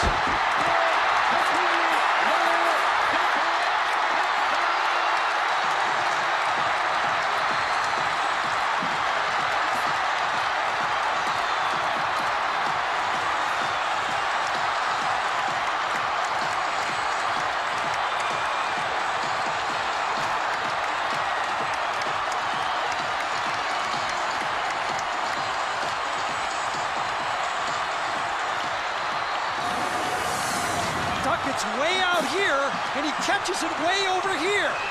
This ball was lobbed, and there were Michigan players in between. Look at this guy right here. He's in between. TJ has his hands up. The ball is lobbed, and not enough vertical from LeSueur to get it. Martinez, Brocious, and now Smoker. 2 out, bottom of the 9th inning, and the Spartans win it. Let's go to Jackaroo. Well, Coach, describe how you feel right now. Man, I tell you what, I'm so proud of these kids. They fought, and they played this game for 60 minutes. When they came down there with that turnover and like converted for the touchdown, what did you tell your squad? I just told them to keep playing. It's a 60-minute game. And I tell you what, I'm proud of these guys, man. Congratulations, Coach. Thanks, Zach. One of the great ones in a great rivalry. Michigan State upsets Michigan. And now the Spartans have won 4 of the last 5 games played between these two rivals in East Lansing. ABC Sports is online at ESPN.com. Keyword ABC Sports. Don't forget Monday Night Football, the Broncos and the Raiders. This is ABC Sports continuing the tradition of excellence. So long, everybody.